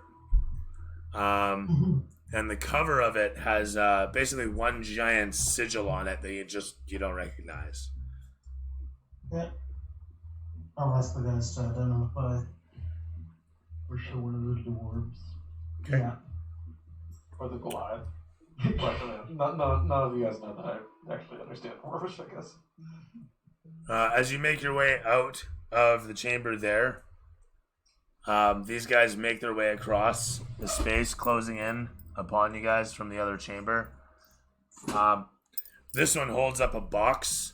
Lagatha holds up a box and says,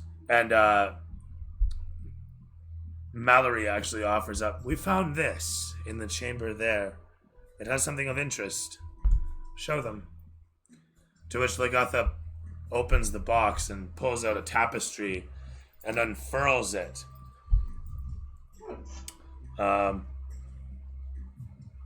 you can see it's a large cloak, large, dark, silky-looking cloak. It's got a sort of webby pattern along the inside of it.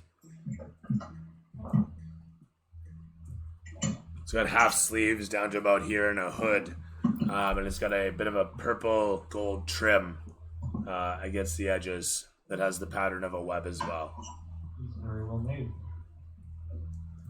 Oh, speaking of which, I want to do this in front. Mallory simply says, "It is not something that either of us would wear. However, Lagatha assures me that it is a interesting relic." That's very much appreciated. Thank you. She beckons him to do as he does, hand it over. The camera pans against Nephil holding the book, the massive tome in his clutches as he comes towards his party. Yep. Found something interesting here. I can't read it, but it is Gorlin. I'll take a look. Okay. You look upon the sigil and you don't immediately recognize it. It's very stylized. But you can throw me history. Are you kidding me? 4. So should I... Try as you might, you simply don't recognize what the sigil says, but you can definitely read the ones down the spine that say of song, games, and honor. Okay.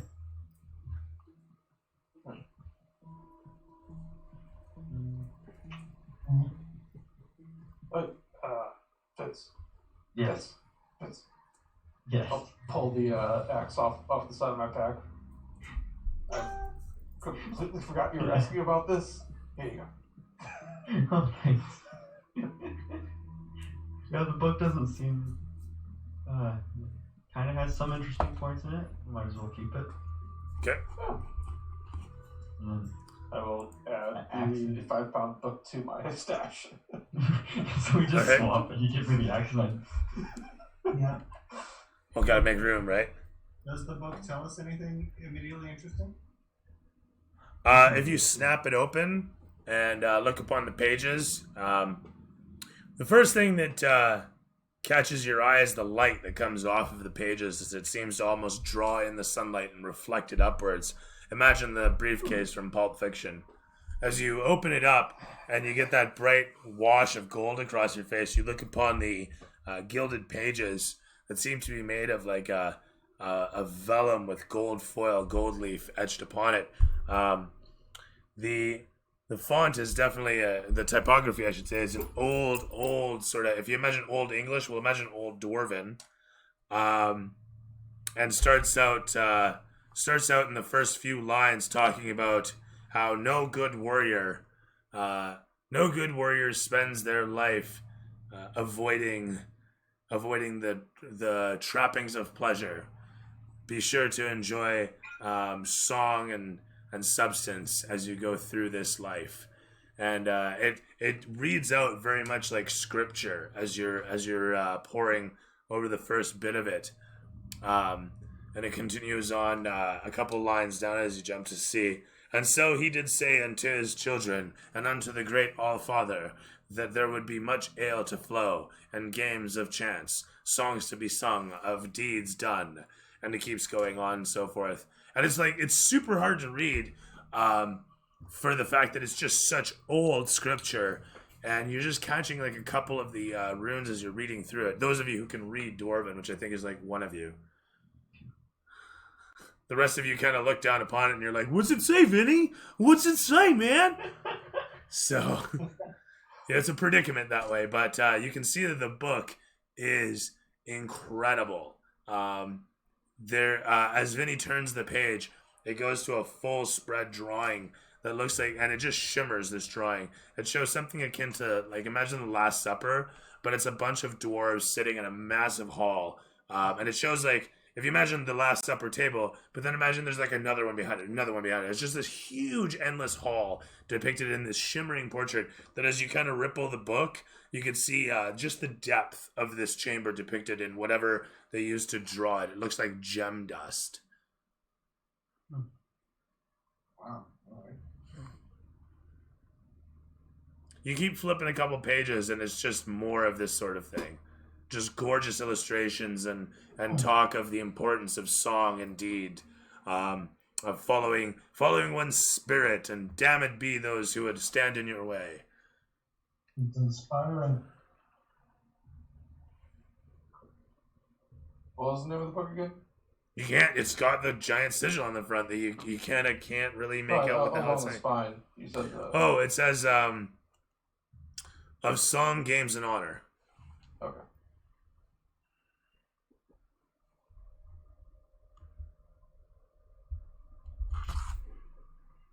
Am I right in getting like a holy tome vibe off of this thing? Oh yeah. Yeah. Yeah. And like,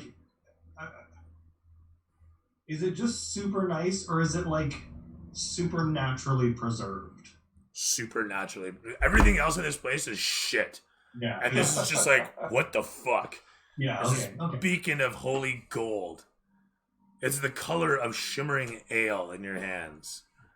Good find, Knuckle. Good find. Good job on the spider. Yeah. With that said,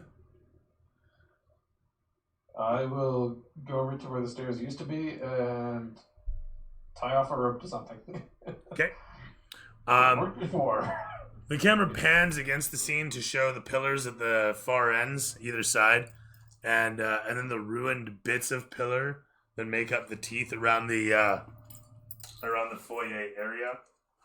I guess I can throw down a couple of those. You know what? I'll just use crates for those. So Yeah.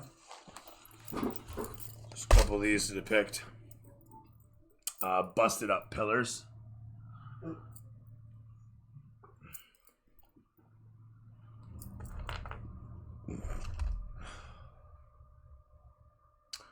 And this one over here. There. With that said, you tie off a rope. I will climb down, trying to remain as quiet as I can, not to disturb, quote unquote, the statues. As you attempt to quietly descend down, you can throw me a stealth check. Oof. Your massive hulking form dropping down into the chamber. Oof. That's an 8. Terrific. As you clatter down below, your feet clopping loudly, echoing around the chamber, resonating, the sound reverberates all around. And you stand very still in the dusty light that filters down upon here and scintillates around off the old broken marble floors. And you see ahead that behind the stairway is another set of stairs leading down. To your left and right, doors and the massive statues looming overhead, stoic and still silent. Okay. Just kind of like look up at the rest of the group, give them a thumbs up, and then walk over towards the door a little bit, towards the staircase down. Sounds good. Just post up at the top of the staircase Yeah, I'll until follow. everyone's down. Yeah. One after the next, you guys make your way down into the chamber below. Hitting the floor of the foyer. Are we all doing stealth checks or? If you want to be stealthy, yes. If not, no. That's really up to you. I don't think it matters. I think I was I rolled stealthy. on that one, but apparently I tripped. I don't think it matters. Maybe. Also, was there any information on that axe you gave me that I need to know? There was nothing. Just Sorry. axe. Well, it was It was ornate around Yeah, the ornate. haft. yeah. It was well in leather wrapped. It had I believe it was a simple pommel, or did it have a ruby on the pommel? I can't remember what gem it was. It was a pretty sure it was a solid ruby. gem. It was a ruby yeah, I in think the it was pommel, ruby, and it yeah. had blood drinker etched along the haft. Yeah. Oh, creepy.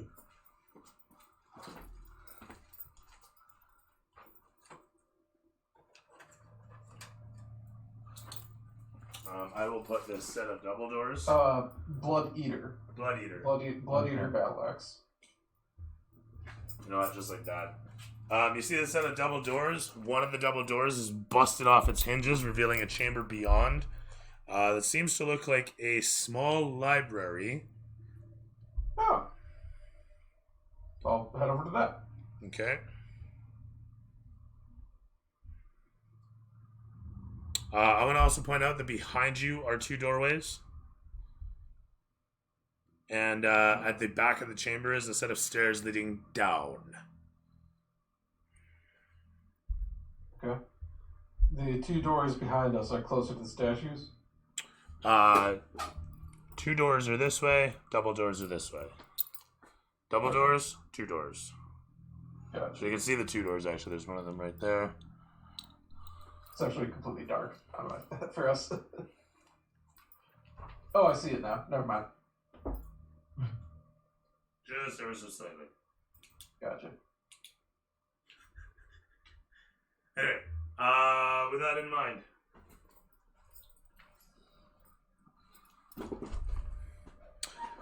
Looking upon the different directions, your compatriots clatter to the bottom, one after the next.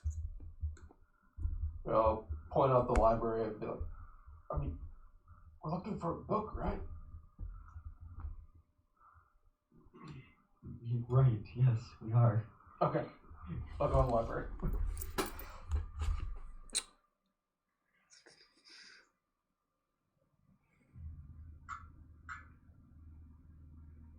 Okay. Coming upon, you see inside that it is not, in fact, a library, but a small office. Oh.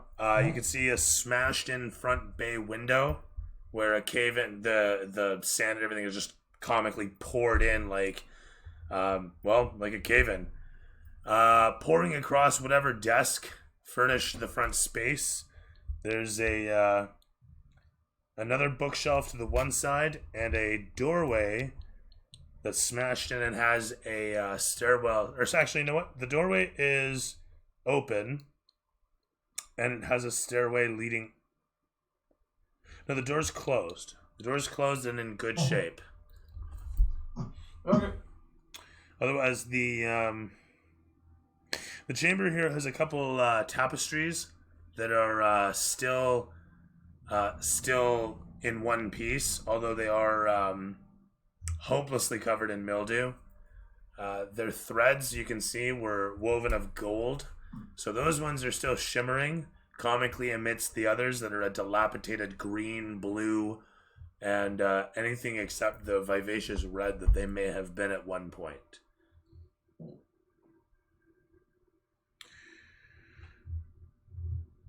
The desk being mostly buried.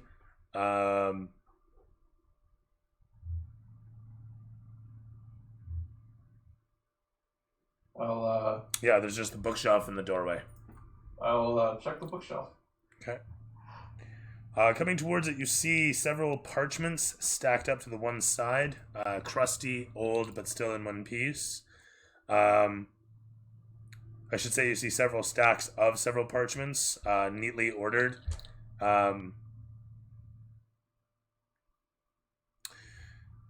You see a couple tins of some small seeds situated to the one side. The lid off of one next to another that is identical. And you see a stack of coins. Copper, they blend into the bookshelf. Did you say these are double doors at the back of the chamber? It's a single door. It's slightly. It's an average sized door. Actually, there's nothing special about it. Can I take a look and see if it's there?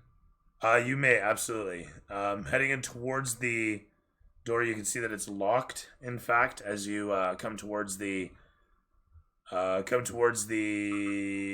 you can see the handle is a simple. It's a simple pull with a lock hole mounted directly into the jamb.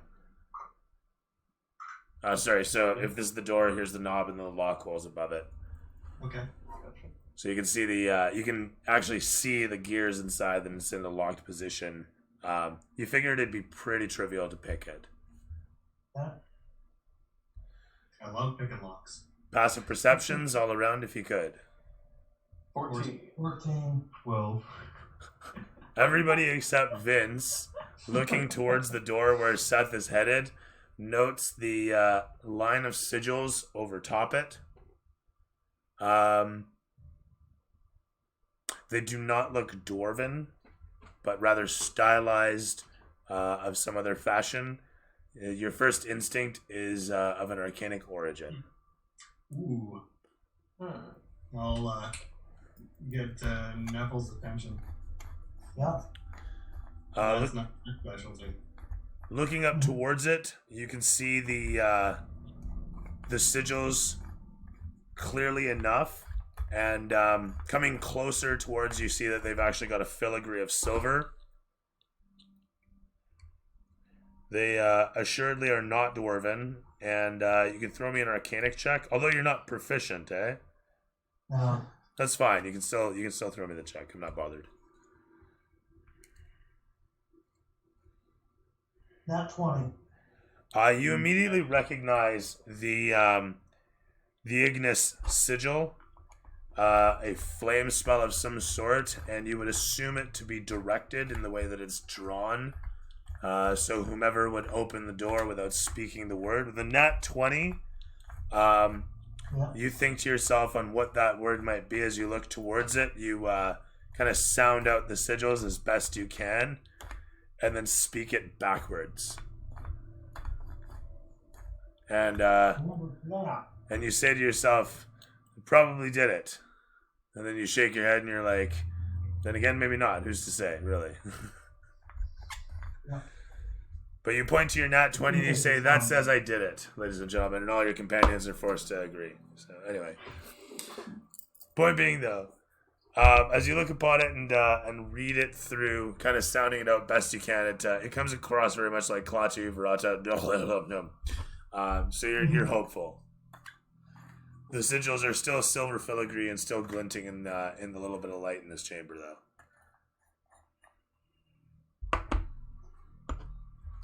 So who's doing what? I'm going to try to pick that lock now that we're confident he's disarmed the trap. We're confident. We're good. Throw me that check. Yeah, 13. All right. The lock, as you assumed, was super easy. Giving a quick deft twist of the wrist proves futile. You actually end up kind of muscling it open. It's really trivial, in fact. And as it clunks over, the door still sits closed, but the lock is undone.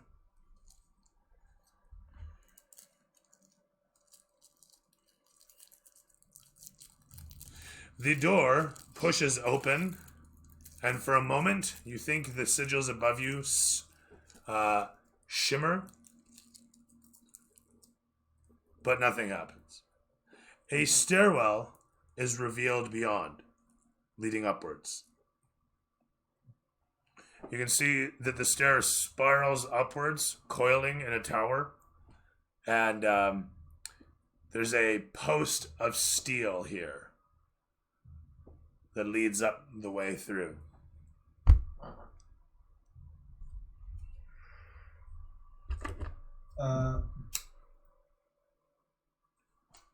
Well, go on. Sorry, leading up? This one's leading up, yes. Did we see a tall structure on the outside? I did say that there were some peaks of it that were 3 stories high. Oh, 3 stories. Okay. Not too bad. Is the back of the chamber deeper than what you had above? Not by much. Should I be baffled by the architecture, or should No. I just okay? No, not especially. This is really just you remember seeing this portion of it sticking off to the one side. This isn't anything fancy. It just So- seemed like, hey, Are there any other doors in this foyer that are ruined in the same way as this one? so this door specifically was inside the study, at the back of the study. The study is connected to the foyer. So it's from foyer through the study to this stairwell tower. Now the tower itself is probably only about 10 feet in diameter. I want to point that out. But with that said, there's the other 2 doors at this side over here I mean, not that you inspected them to any great deal, but at a glance, they didn't seem to have any strange decorations. I thought this was taking place in the foyer. That's No worries, that's why I was clarifying. But I was so utterly mystified by the architecture. and with that said,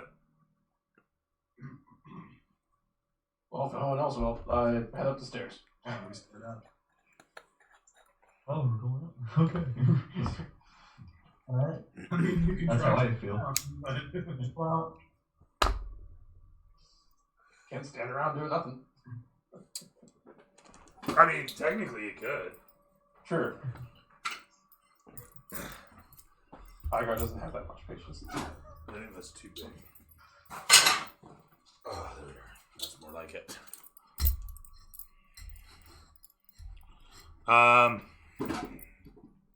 Sorry, did you check over the bookshelves down in the study? Yes. What did you roll So for there that? was a couple boxes of seeds and stacks of parchment. Stacks of parchment, a couple stacks, yeah. Couple stacks of parchments. They had writing on them, by the way. They weren't just blank. Oh. Yeah, that was By the way. yeah, go through that and see if there's anything of note or What's Anything Igar's to tell me intelligence? Huh? What's Igar's intelligence? 8.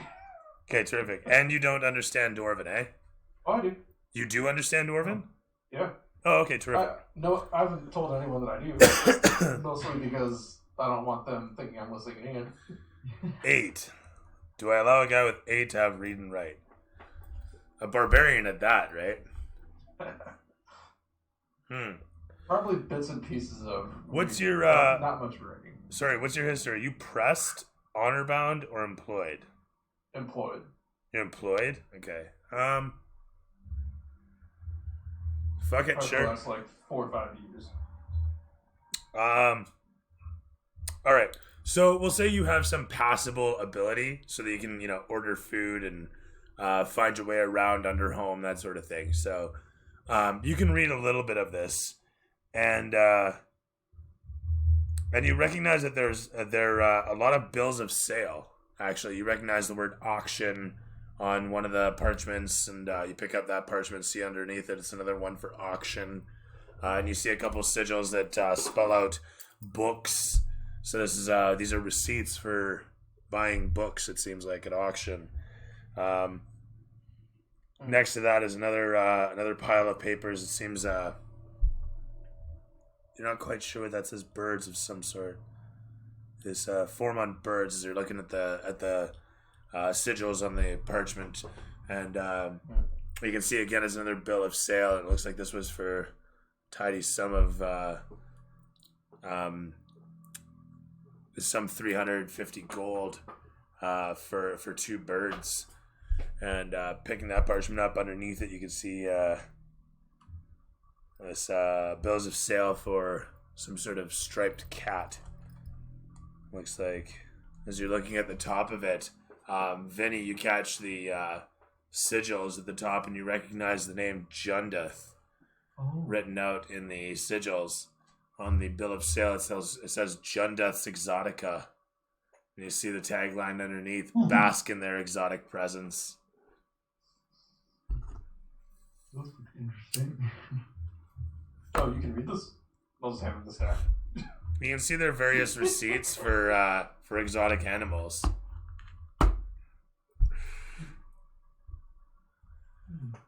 It looks like somebody was buying big cats and rare birds.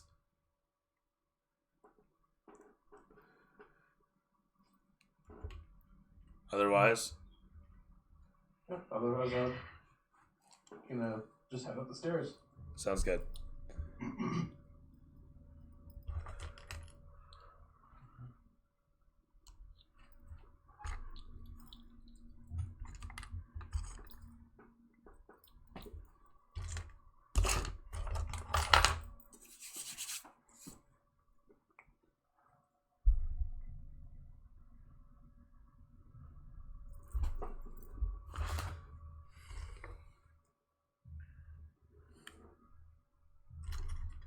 Bear with me.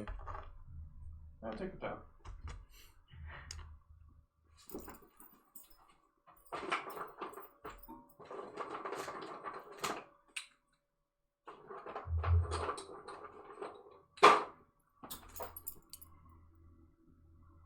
Kind of important. And great.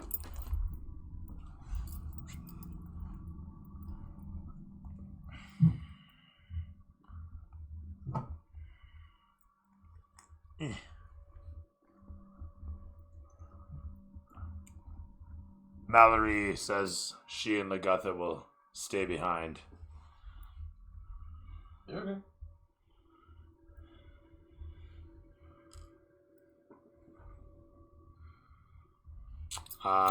So the best way I can simulate you guys in the stairwell. But the chamber up above, as you come into it,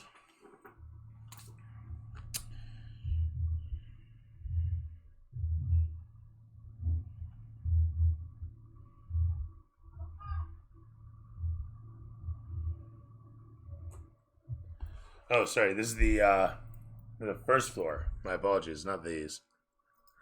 The stairs continue past this first door. This one being the second story. As you peer inside, you can see a bunch of training dummies. Actually, you know what? You can see a training dummy, a bunch of weights, and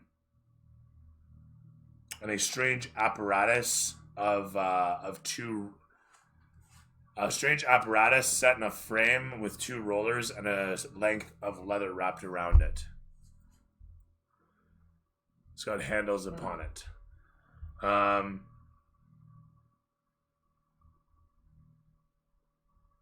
You see a primitive treadmill is what you see. Basically, you look into a bit of a gym space, it looks like. The gym space? Yeah, like a little workout area. Huh.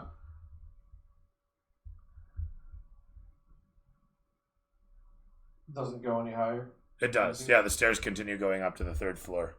Oh, okay. If I don't notice anything of immediate interest, I'll continue up. Okay. And we're following. We're all following. Yeah, I want to point out that Want to. the inner column of this space. Sorry, I said 10 by 10. I should have said 20 by 20. My apologies. Because, yeah, Okay. the space inside would be 10 by 10. The stairs going around it have whatever width. My apologies on that. But, yeah, as you peer in, there's a 10 by 10 space. The outside of this column is still metal. It's steel, scratched up. It's not super nice or anything. The inside of that gym space has a layer of thin brick laid on the inside.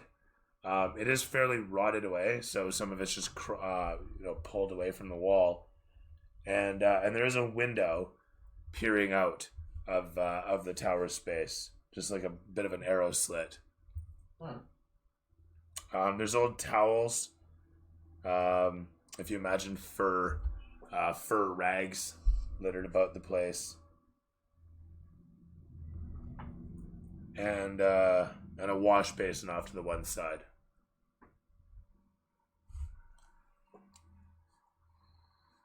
Actually, after that, yeah, if you guys continue on, then you'll arrive at. It doesn't matter the arrangement. More or less, this. We'll put one of those and one as such. And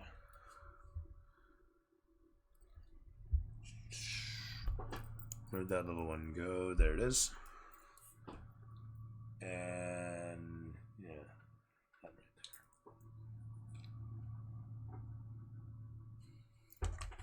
right there. May as well throw some books out. Hey, more books. Oh yeah, this place is sick with them. All right. Sorry, so passing by the workout space, you come to this. And as you enter in upon, the first thing that hits you is the strange tension in the air. A strange energy permeates the room. As you look towards the jars in the corner, you can see a black fluid writhing around inside with a little bit of a red glow emanating from inside that. This one's empty. You can see a bird stand sitting off to the one side with a petrified fowl of some sort. It's got a nubbin beak and a what looks like maybe it had green feathers. There's spider webs, well, cobwebs really, caking all over it with a layer of dust. The books on the one side and the table are forgotten, and you can see a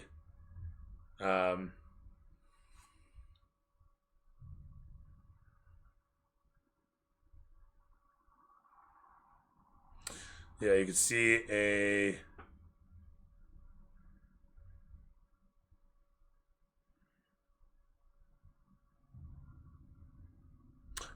so you can see the old book sitting on the table. The cover of the first on the pile is in decent shape, although slightly. Actually, sorry. The cover of it is slightly warped, curved upwards, made of a blackened leather, and upon it has a gold sigil that you do somewhat recognize, being in more of a plain set of sigils that in plain dwarven says. Sorry, I lost my place on the list here.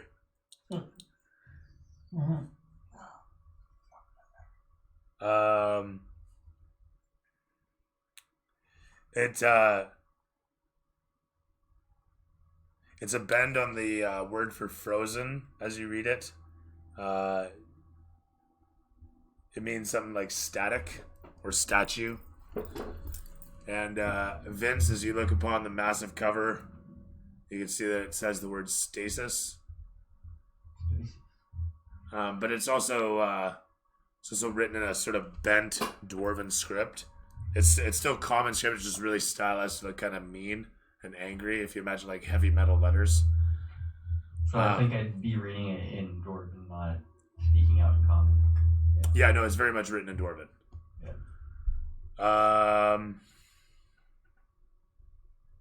You can see a couple of vials of various colored fluids that have long since dried out, littering the table, and you can see a small pile of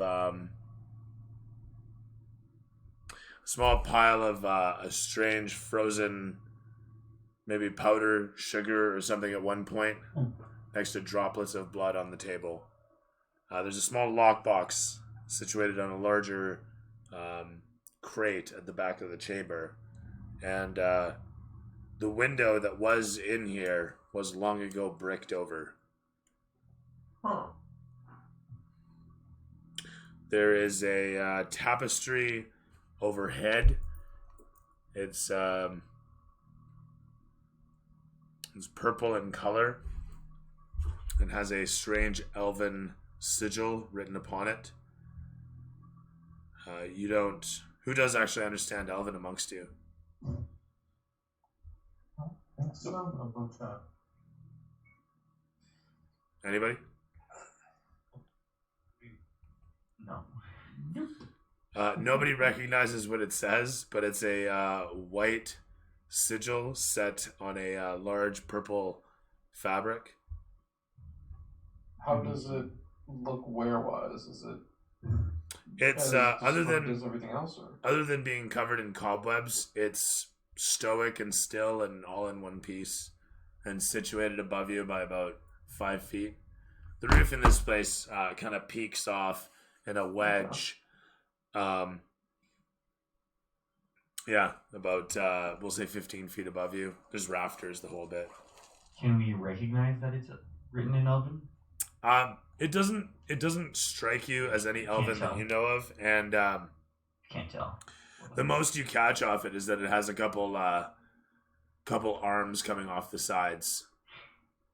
As you look upon it, you're like, of all the scripture that you've ever seen, it's usually flowy and whatnot. And then this particular sigil has just a set of ugly arms just crawling off of the lettering. Alvin Goro. Yeah, somewhat. Well, I'll step forward and take a look at that black box. Right? That sounds fine. Yeah. Sure, it'll be fine. It's very much a locked box, about 3 feet in width and 1.5 feet high. Break it open. Actually, it's about 2 feet wide. I hear break it open, so I try and smash the lock with my hammer. That's fine. Throw me an attack roll. Oof. Sure, we have a Uh, person who can lock pick. well, but- somebody said break it open. You s- That is a 13. As you smash through the box, and the lock skitters off. I mean, it just fucking sails and smashes against one of the walls, loosening a brick. And as this happens, you guys watch as the little urns here bubble and shake slightly. Oh, wow. And suddenly you hear a dunk, and a set of eyes peer up against the side of the jar, and something swims and swirls around inside the little jar for a moment. The black, Was that a bad idea? the black inky substance inside swirls and whirls about. What do you do? Is there... You said the tapestry is only like 5 feet off the ground? The what now? The tapestry? Yeah, Yeah, it's that's how- no, it's 5 feet above your head. Oh, okay. Yeah. Shit. Was there anything in the chest? So yeah, as I was saying, busting open the chest reveals a range of old jars and jugs and vials and what set in nice racks. Although they were nice racks, now they're like smashed glass and fluid. As the various fluids and powders and everything that were in the box start just mixing together, they start frothing. Would you And- go? Do you guys, you know the devil's toothpaste or elephant's toothpaste effect? I take it you do. We should go. I start heading downstairs. So you were all in here, right? I mean, I just want to clarify, you guys were all in here. Yeah. You know, all in the chamber, this nice little chamber with the bricked up window. Yeah. You know what really Should go. excited me about the Dungeon Master's Guide for 5th edition is that they brought back the 1st edition potion miscability table. So are you saying I should look that up and calculate each individual concoction? I am always on board for potion mixing effects. In this particular case, the terrible mixture that has just occurred is so chaotic that it begins with a little bit of a bit of thunder and lightning that you might say takes place, as it's quite literal fireworks popping and throbbing, as suddenly a moment later this massive eruption of all the chemicals mixing together explodes.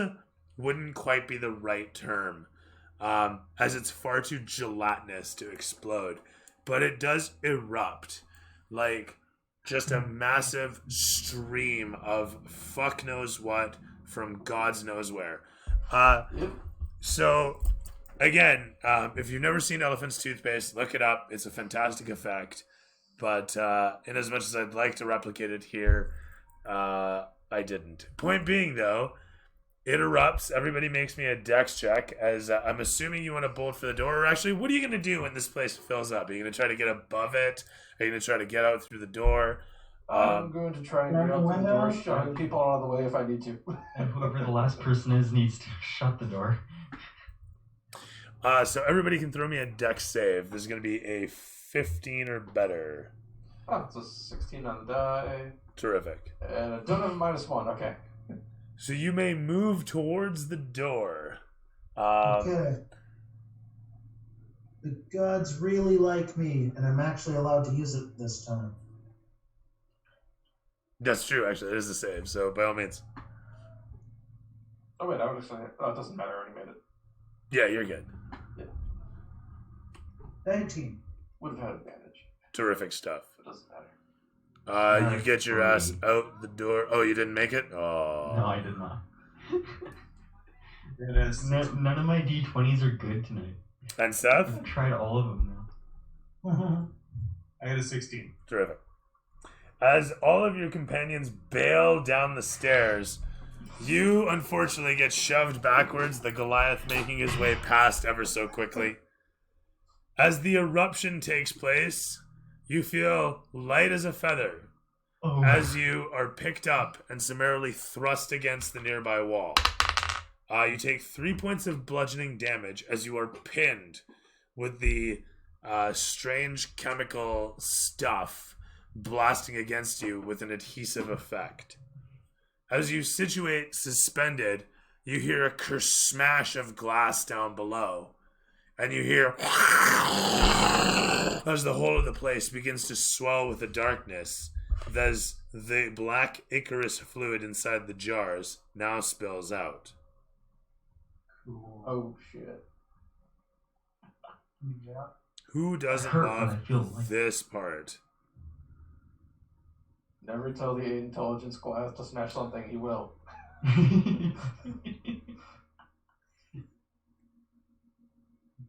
Unless you want that thing smashed. Then, yeah. Okay.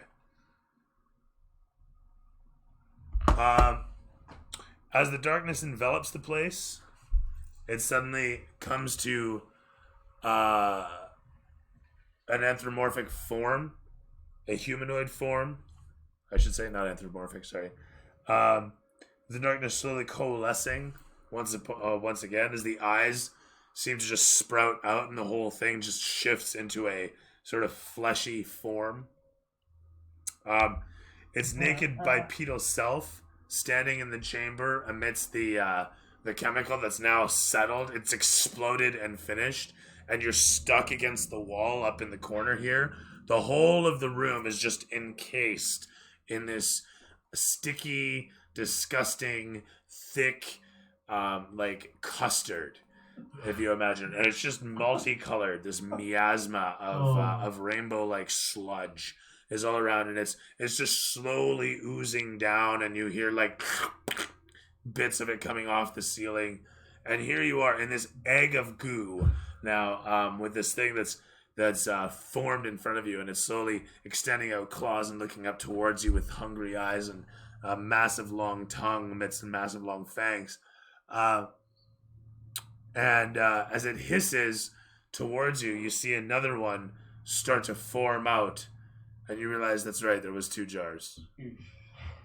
I'm not food.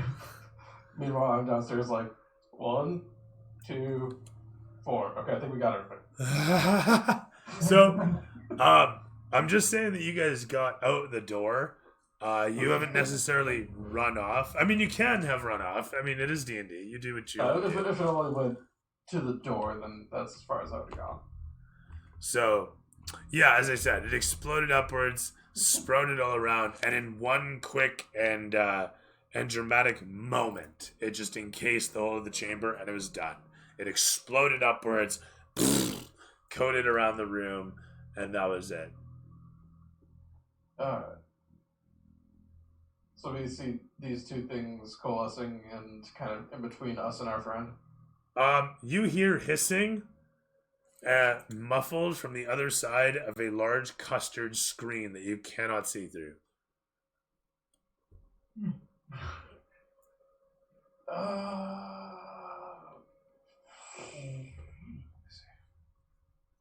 It is gelatinous. It is goopy. It smells sweet and acrid at the same time. Does it... No, I'm not going to try and light it on fire. That might be bad. Be like, flammable napalm and just like. Just a long shot of the tower from a distance. I'll be right back. You guys figure it out. Me. You start taking like a flint and steel at it. No, don't do that. Pull out the grenade and look at the room. Look at the group. Oh, that's even Look at the worse. room. Look at the group. Hey, do you think whatever this is has an intelligence of 4? Probably higher. The thing, we can't even see it, right? Yeah, we can. It's an ooze creature. Maybe? Some sort of. One of the humanoids, so it might be shadow. Kind of depending on this.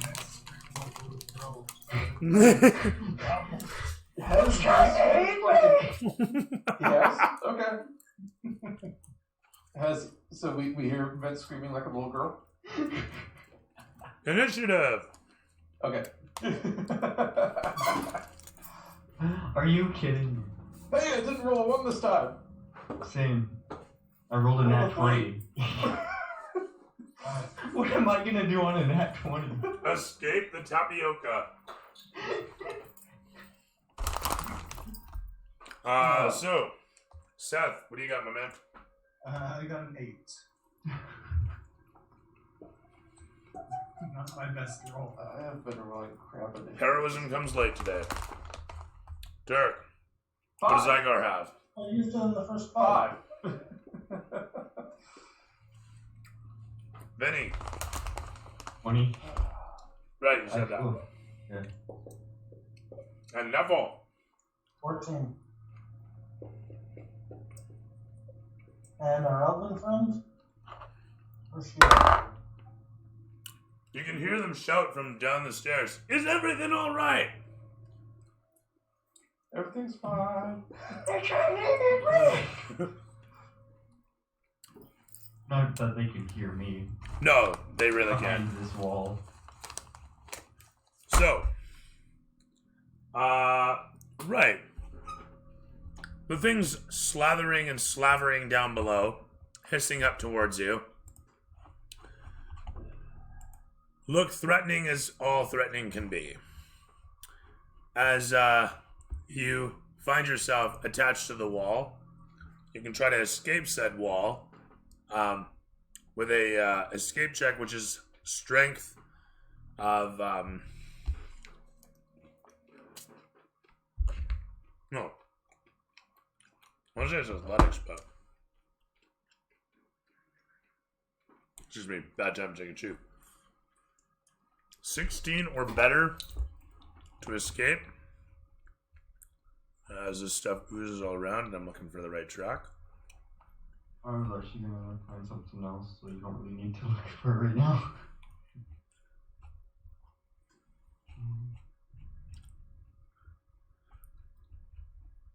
As long as I can grab my shield. Where do you typically keep your shield? it would probably be on my back, so it would be hard to get to. Being plastered against the wall.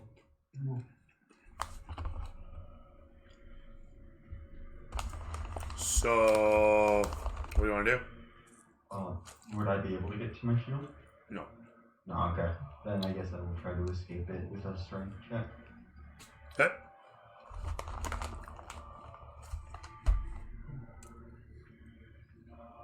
$14. Okay. I'll let you win if you want to let go of your shield. I wasn't holding it, it was on my back. I know. Oh, that's what you mean, okay. Yeah, I'll You shed your shell disarm my shield. and drop down into the muck. As you land in this mire, your feet spreading it apart, you slowly sink in, and you just find yourself quickly up to the top of your boots. So it doesn't go above your ankles, but it's still thick like you were running through custard. Okay.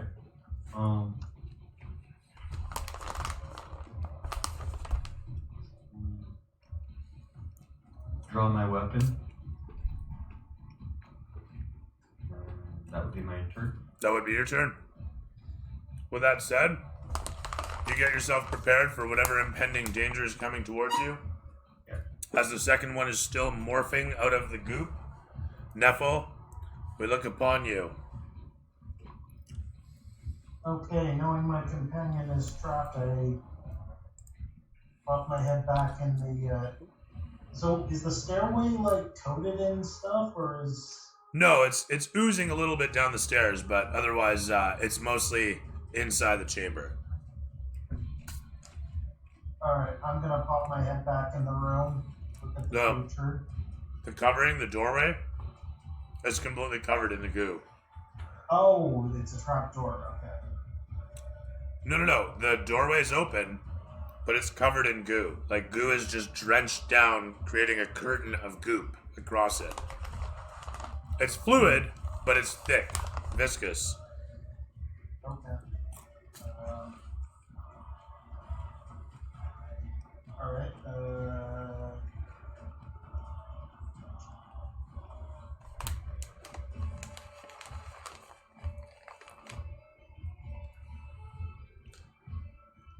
What are you doing? would it be affected by shaped water?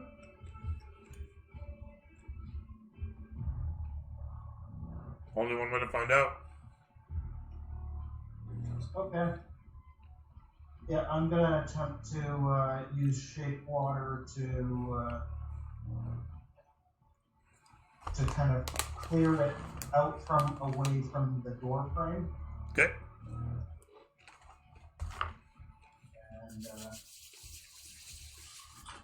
yeah, that's my action, I guess. Are you trying to part it to create an opening, or to clear it, pull it away from Yeah, the I'm edges? trying to make it so it'll be simple for one of the other guys to open that door. I gotcha. Yeah, again, the door's still open, eh? It's just it's covered in shit. Oh, so I can look in the room? No, it's got a curtain of custard across it. Oh, it's completely okay. Yeah. But as I was saying, are you trying to open an opening, or are you trying to, like, mop it to the one side? Doesn't really matter, I guess, but... Yeah, I'm trying to kind of open a path on the one side. Okay, terrific. I can fit 5 cubic feet. That's fine. So, you do this. I want you to throw me strength. I'm dead serious. Okay.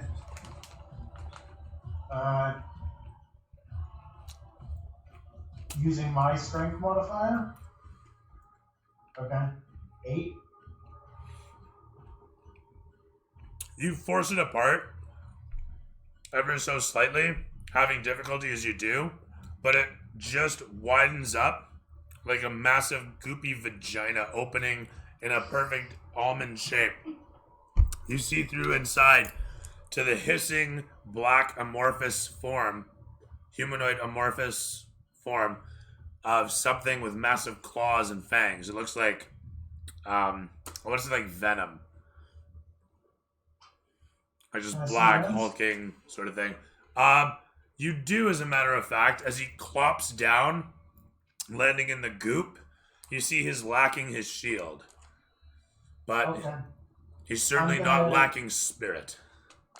Alright, I'm gonna use my bardic inspiration for mantle of inspiration on him, as well as any of the other party members that I can still see from my current location, as well as myself, which allows him his movement without provoking. Okay. And gives him 5 temporary hit points.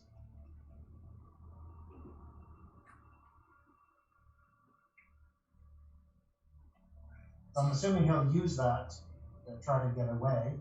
Yeah. So wherever you want to try and move to. It may be difficult terrain, I'm assuming. Probably. But it's not too big of a room either, so I should be able to get out.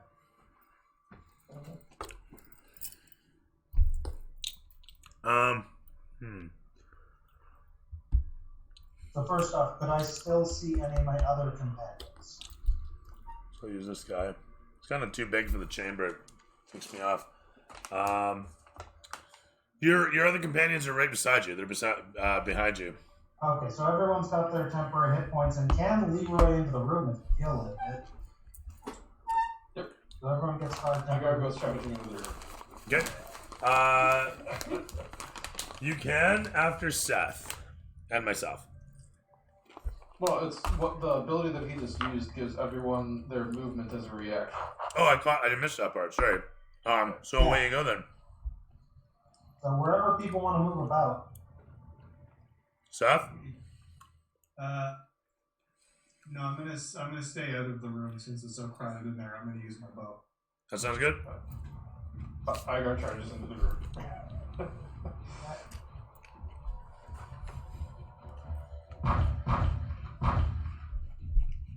You walk into the run into the room.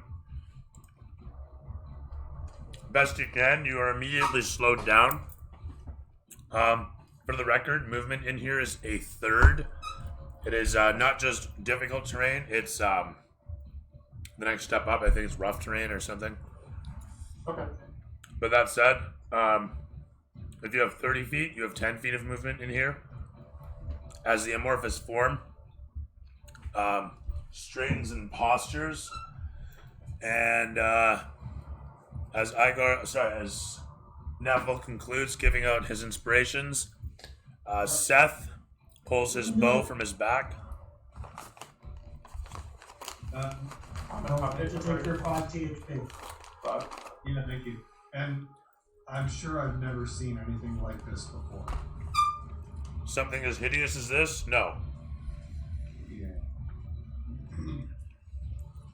So I'm gonna knock one of those silver arrows and Okay.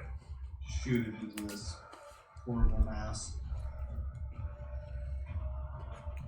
Oh, and it's been that one. As you go to take aim, a little bit of the goo drips down and lands on your hand, using your bow, arrow, and hand all together. And you're just, Oh. no, fuck, God, nah, shit, fucking, no, ah! Anyway, that drama aside, you can decide a bonus action to clear yourself of it, and that's that. I would definitely like to do that. Done and done. You spend some time getting it off.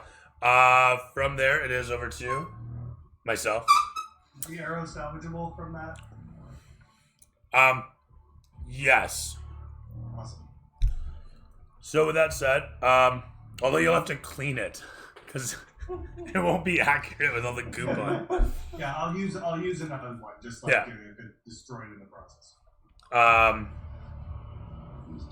Sorry, where was I? So long and short, the thing in front of you actually starts to shed the goop, almost as if it's reactionary to him.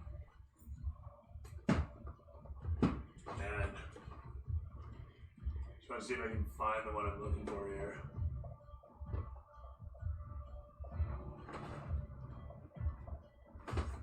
Oh.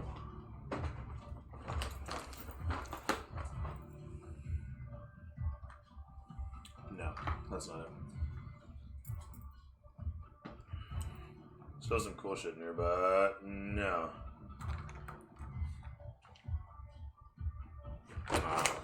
Okay.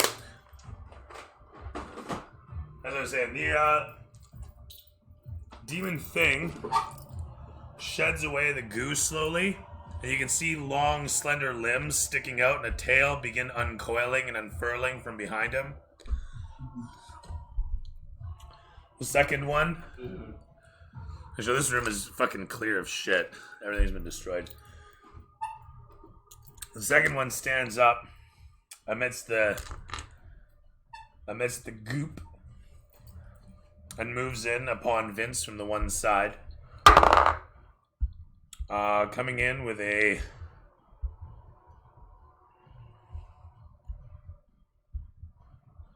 12 plus 4 for 16 versus your AC.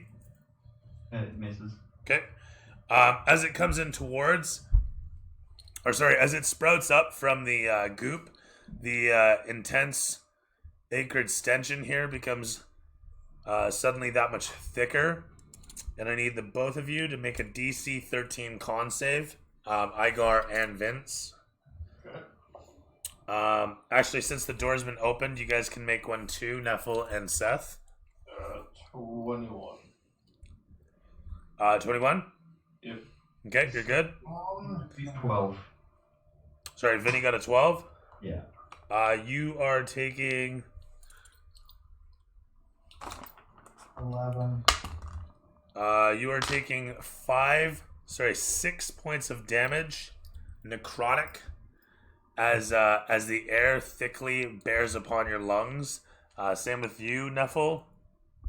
6 points of I'm necrotic resistant? to necrotic damage. Yeah. Okay, that's fine. I got an 18. I think Okay. I wanted 15 now. The fumes, although intense and heady and seeming to tingle as you breathe them, do not cause any damage upon you this round. Holy shit. As the next one steps in towards the Goliath with a 4+ bonus, it whips a limb out, scratching towards him, but he immediately brings his weapon to bear, catching it against his haft. With a clang and some sparks, as gelatinous goop flies away from the thing's limbs, its head slowly seems to come away, almost as the shell melts away from its head. Its horns start to unfurl from the gelatinous sludge. And the camera pans to Igar's face, where we see the reflection of the strange horned, rat-looking beast underneath all the goop that falls away from it, as it grins and hisses at you. What do you do? I will bonus action burn my second rage Okay, and swing away. sounds good. That's 18 to hit. Hits. Okay. Only 7 damage with my +1 battle axe.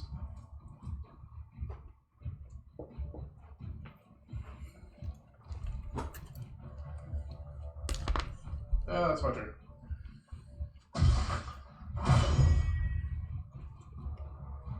You step through, clashing against his carapace with your axe. It attempts to dodge out of the way, but you slash upon it. The jelly around him seems to absorb most of the impact, though, as it splays away from him. He slips backwards, hissing in pain as he clutches a small wound that you've managed to inflict upon him. And the camera pans over towards Vince once again. Alright. Having my great axe in hand, I go in for a swing. Or the same one. 16 to hit. 16 hits. Yeah. And I am also gonna do my action surge, which allows me to attack again. Okay. I'll just roll for that, and that one also hits. 12 damage.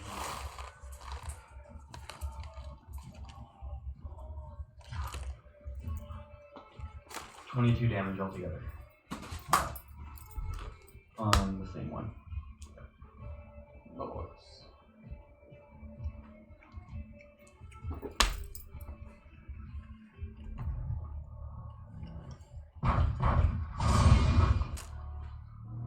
You step in with a mighty swing, blasting across it as it rolls with the strike and turns around to attempt to riposte. You catch it with a quick shot in the face with the butt of your axe, and then bring the axe down to bear against its torso, cutting a heavy swath across its chest.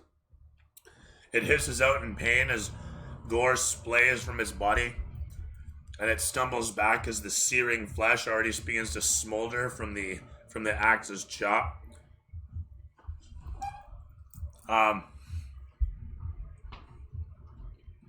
Yeah. And from there, as it steps backwards, it stares upon you, and you hear voices in your head, or a voice in your head, as it attempts to swear at you or cuss you out, as it angrily says something in a language you don't quite understand. You can see its eyes throbbing, and you feel your mind kind of heating as it speaks directly into your head. Neffel. Alright, the one that hasn't been hit yet, Yeah. I'm gonna attempt to cast Tasha Sidious Laughter on it. Okay. Wisdom DC 15. It is going to fail. Okay, it's going to break out in hideous laughter and fall prone. And it makes subsequent saves on each turn or whenever it takes. You're not gonna like this. Oh wow, same roll. Alright. That said, it does so. And starts laughing uncontrollably and falls the fuck over. Leave him. Okay, and I'm gonna give Vince Bardic Inspiration. The creature falls over. Unfortunately, I don't have a demonic laugh, but I do have.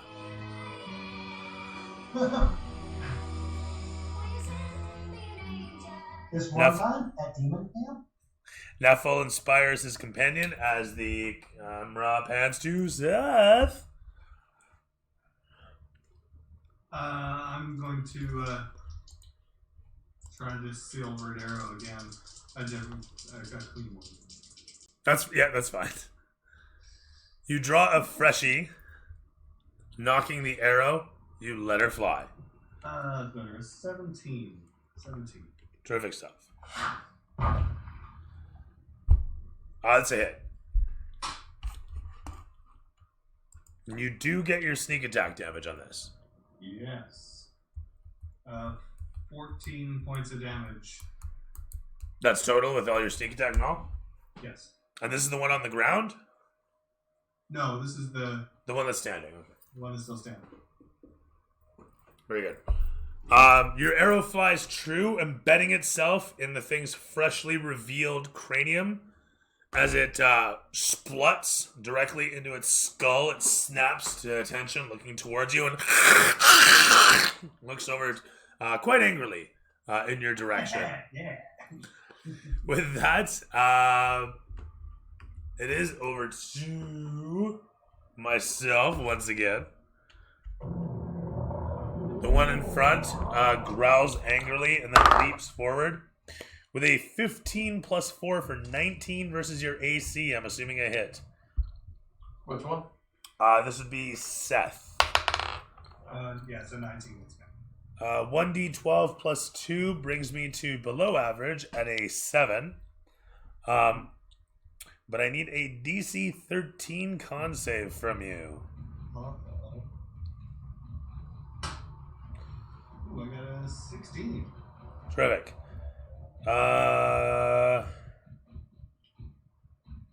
And that's it. Though a moment of intense pain erupts upon your body, a moment later it subsides as your resilience takes hold, your dwarven immunity quelling the pain. The one on the ground gets up and proceeds to attempt an attack upon the Goliath. Leaping with a swinging claw, it rolls a total of 14 and misses. The Goliath sidestepping easily enough. From there, it is back around to Igar. I'm gonna try and finish this one off. Sounds like a plan. Does a 16 hit? It does. Alright, then that's 13 damage. Yeah, 13. Bringing him to, I want to say, 42. It stumbles as you unexpectedly step in and land a severe blow against it.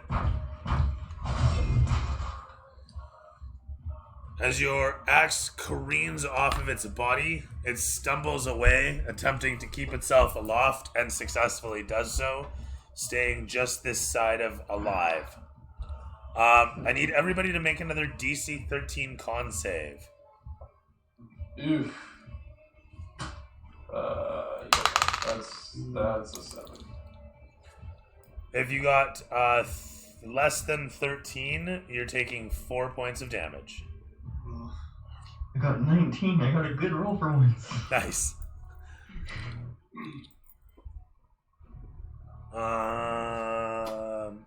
Cool.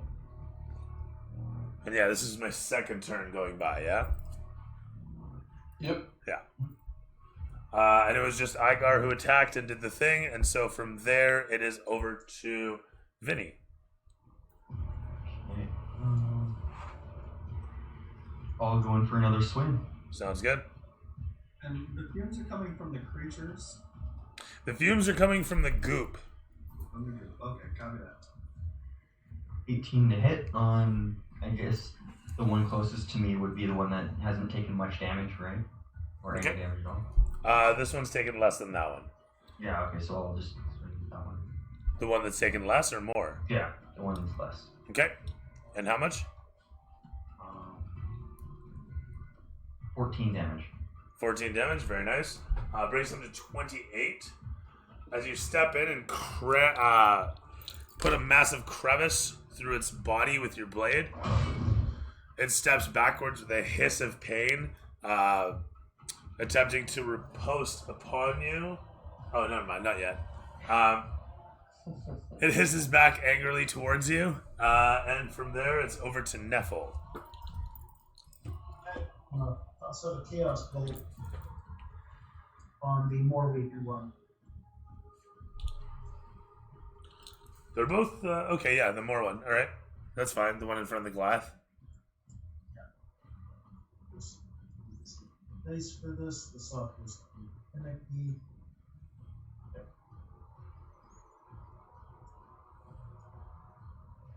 Okay, so that's going to be 16 damage. No, spike entirely. Asphalt is like multiple hits, ever. What? We're gonna go with force damage. Okay, fair enough. So that's 16 points.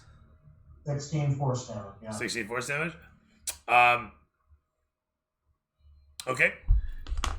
The bolt sails away, smashing into its carapace. It punctures a hole and sends it back into the goop, where it suddenly just spluts up against the wall. As your arcanic, it's an arcanic bolt of some sort, isn't it? Yeah, Chaos Bolt. Yeah. Basically, it's basically a chaotic disco ball with throw at them. That's cool.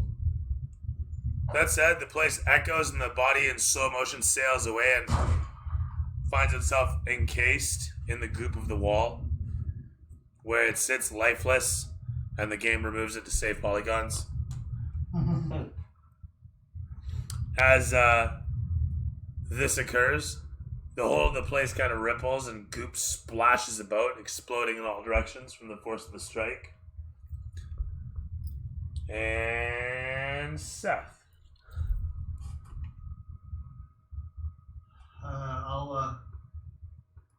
I'll shoot another arrow into the remaining creature.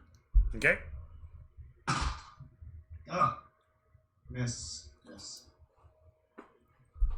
Firing an arrow away, a bit of goop falls as if to mock you, catching it out of midair and burying it down into the carpet of goop on the floor.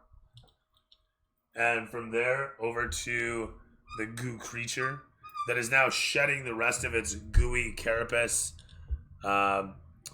revealing a humanoid form underneath that rushes in upon Vince, scrabbling forth. It, with a crit fail, trips over its own feet in the goop and falls with a splut down in the muck. Nice. As it scrabbles, crit fail, what do you do? As it scrabbles about, the camera pans against to show Igar overhead.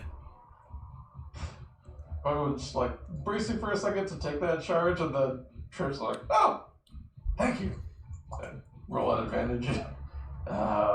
16, but fucking 1 on the damage die. So. Oh, sorry. 6 Everybody damage. can make me a DC 13 con save as well. Totally forgot about that. But 16 damage. 6 damage. 6 I roll damage. 1 on the damage die. Very nice. I mean, not so nice, actually, come to think of it, but anyway. Yeah. Made the con save. I made it, double checking. Made it exactly. Okay, 13 or better. Yep. Everybody made it? Didn't make it. You didn't make it? No. It's been the highest roll yet, lucky you. So 6 points of necrotic damage. Burns its way through your lungs.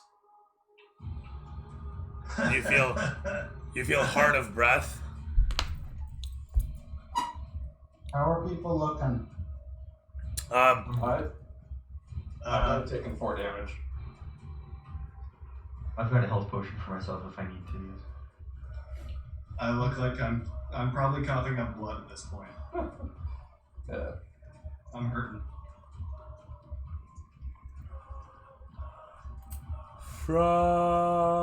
Me to Igar. And you did your 6 damage, and then over to Vince once again. Yep. I'll take a wild swing. So this is at advantage because it's on the ground. It is. Yep. Okay.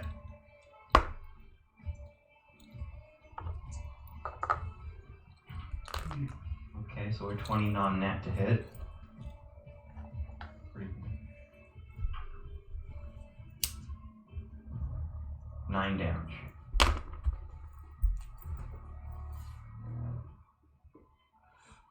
As you smash into it from overhead, like the scene out of Office Space where they're abusing a photocopier or a fax machine, I can't remember which it was.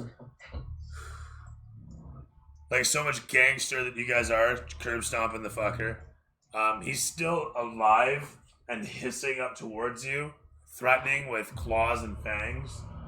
And from Vince over to Neffel. Alright, thinking Seth's looking a little bit weak, so I'm going to toss some healing on him. I'm going to use my bonus action to give inspiration. Actually, I'm not going to give inspiration. You guys know about it. But I am going to heal him. Coming up to melee, using Cure Wounds. Ooh, nice. For 11 points. Nice. Fully worthy of the Scorpions. With that said, you cast a holy... Or sorry, I should say... you're not a cleric, you're a bard. You cast out a song of health and healing, of good tidings and good times. And Seth feels much better for it. As he feels his bones... I have the Cure Wounds because of my sorcerer belt. As you feel your bones resonate with the sound and your lungs seem to slowly remoisturize, I don't know, heal themselves over. From Nuffle over to Seth, as you... Nothing's still alive. It's kicking, it's hissing, it's angry. Yeah, I'm gonna shoot it. It'll be at a disadvantage because it's prone. That is true. You are over 10 feet away. Ooh. If you get within 5 feet, it'll still be at disadvantage if you're shooting your bow anyway. Yeah. Well, it balances out because it's still on the ground. Prone, and then you're close. True, yeah.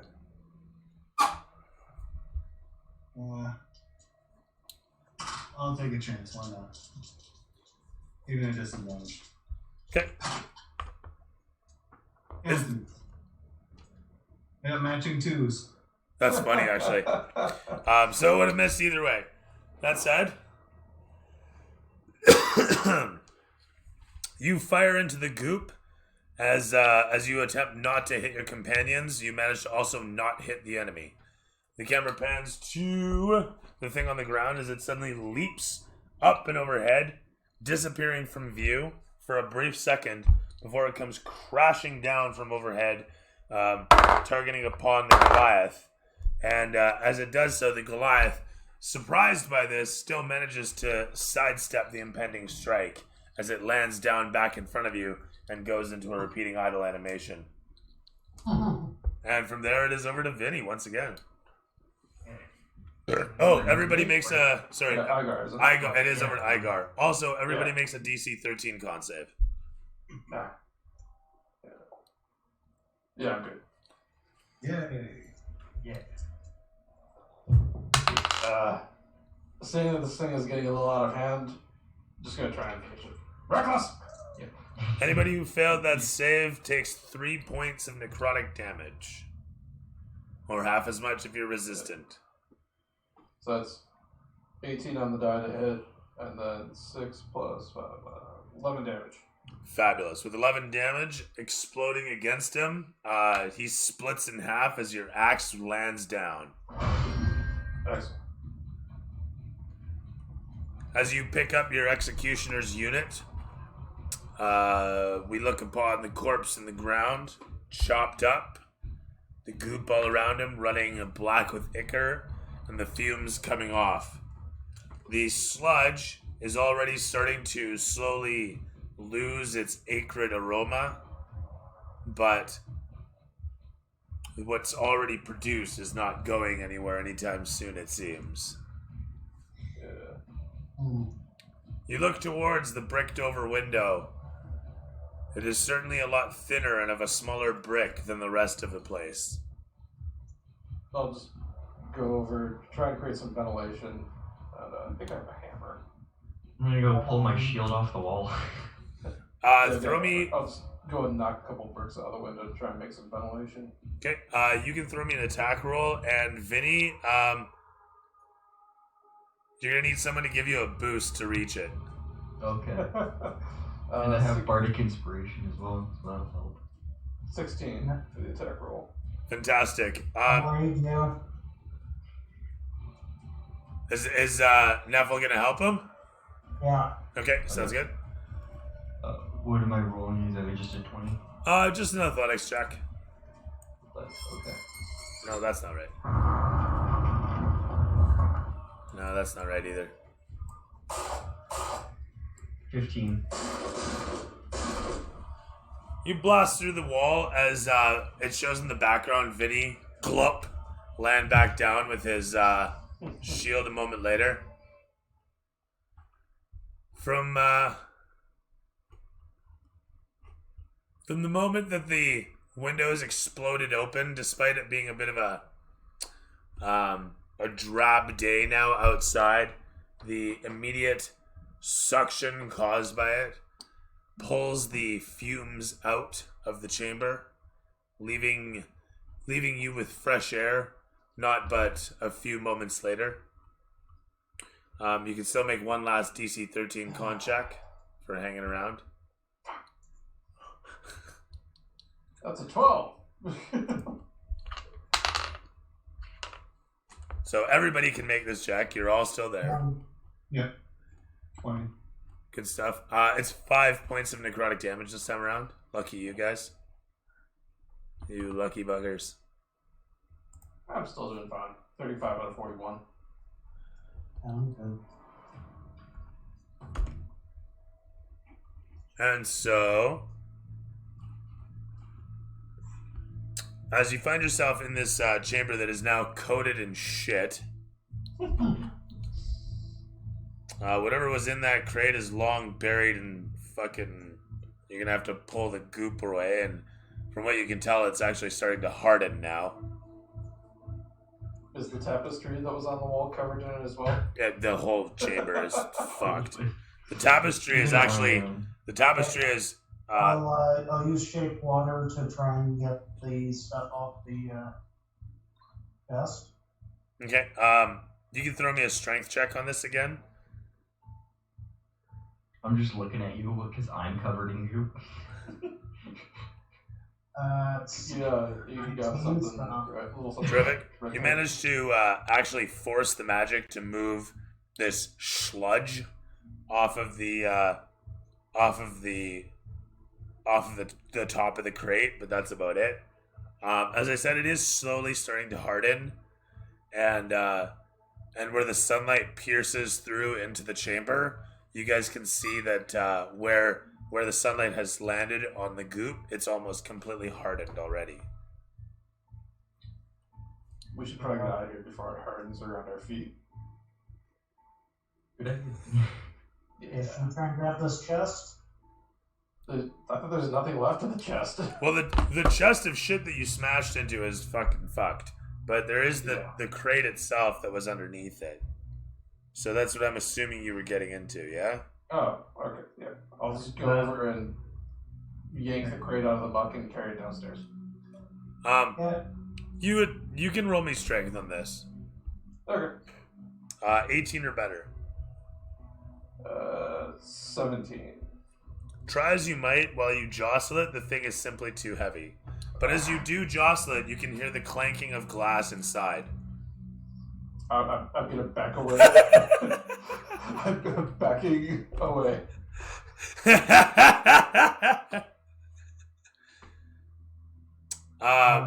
With that said, Getting out. There's more things in the crate, and I'm just gonna walk downstairs. okay. You guys make your way down back past the workout space. I can't remember. Did you guys grab the stasis book? No, you did not. So that book is upstairs and ruined in elephant toothpaste. Well, all right. You guys are back down in the foyer. Right on. That's good stuff, guys. Mm-hmm. And on that note, the camera pans across your faces as it sizes up each of your moods coming out of the stairs. What's the expression on Neffel's face as he comes out back into the foyer? Okay, I use prestidigitation to make the smell of spearmint. Okay. Have you ever had too much mint? Like, has that ever happened? Have you ever experienced too much mint? No. I had like mint flavoring one time, and I was making like Christmas drinks, and I put just like a drop in there, and mint is a really powerful flavor. I found out because even that little drop, it was honestly too much mint. Like I have no words to really describe it.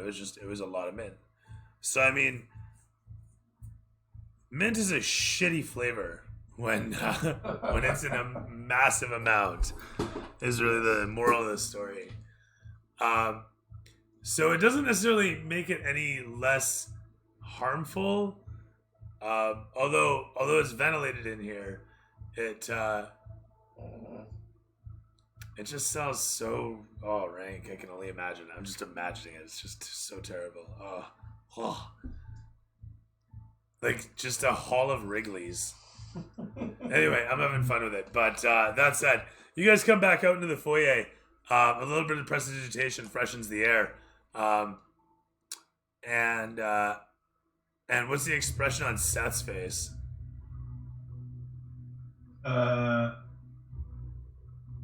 Defeat. What about Vinny's? Tired, hoping to rest. As you guys come out into the foyer, the place being as dark as it is, the massive statues peering at each other on either side of the doorway. You look down towards the doorway and then back over towards the other two doors on the other side of the foyer there. And as you dejectedly begin walking towards them, or as you glance towards the back stairwell, which way do you go? I don't know what you're talking about. Dejectedly, I gotta smile ear to ear.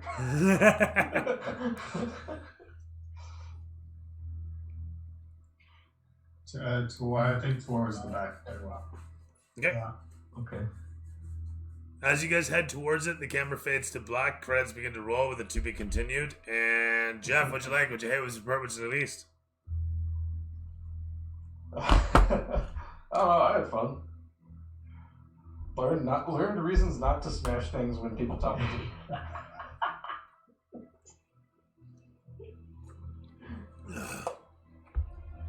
I feel like that was a realistic consequence. It's the best I could come up with, given the circumstances. It was great. Yeah, that was good. Jeff, what did you like? What did you hate? What was your part? What did you like least? No, that was good. I didn't hate anything. That was a really good balanced session. Right on. Juno, what'd you like? What'd you hate? What was your part? What was least? I enjoyed the addition of the action there. The beginning, finding new NPCs was interesting. They're not doing much, but we'll see what happens later. And the whole manor, it'll be interesting to see what happens at the end. Cool. Curtis, what'd you like? What'd you hate? What was your part? What was least?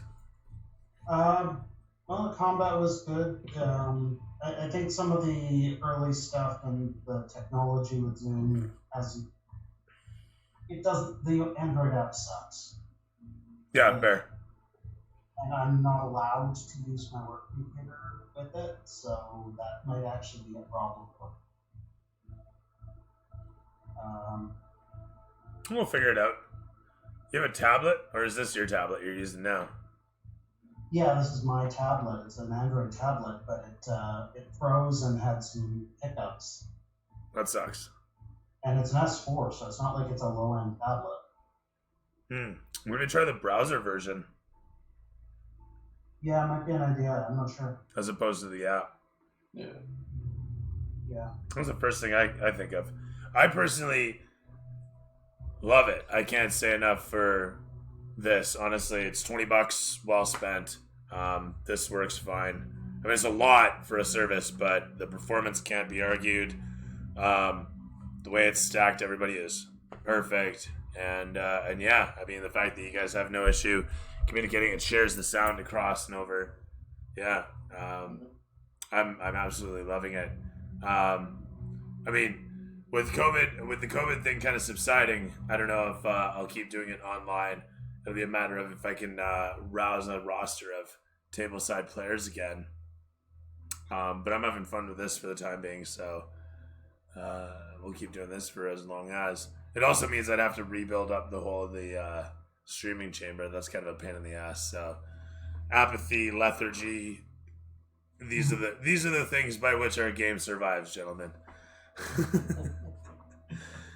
I thought the pacing was all right. I personally thought the combat was a bit lackluster. I think I could have done something a bit better. It wasn't terrible, but it wasn't as memorable Mind you, we're just kind of heating up too, so maybe it was me being, what's the word I'm looking for? Frugal in what I brought about. The thing about dungeon crawls, of course, is always you try to put everything people need throughout, littered about the space. The NPCs, I'm trying to keep them kind of in the background, like not so much leading the way this time around. They don't necessarily have any objective in this place. They're checking the place out with you. And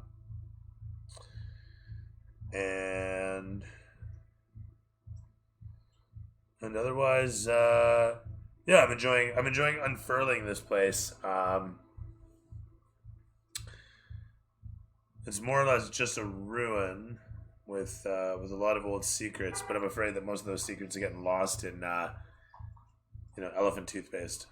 So, what do you do? But like I say, that's the challenges of dungeon building. Is sometimes if you make something breakable, players will break it. So. Otherwise, I had fun, and I'm hoping everyone else did too. And everyone can take, what was it, 475 experience on this one. I think that gets me to the next level. Does it? Fantastic.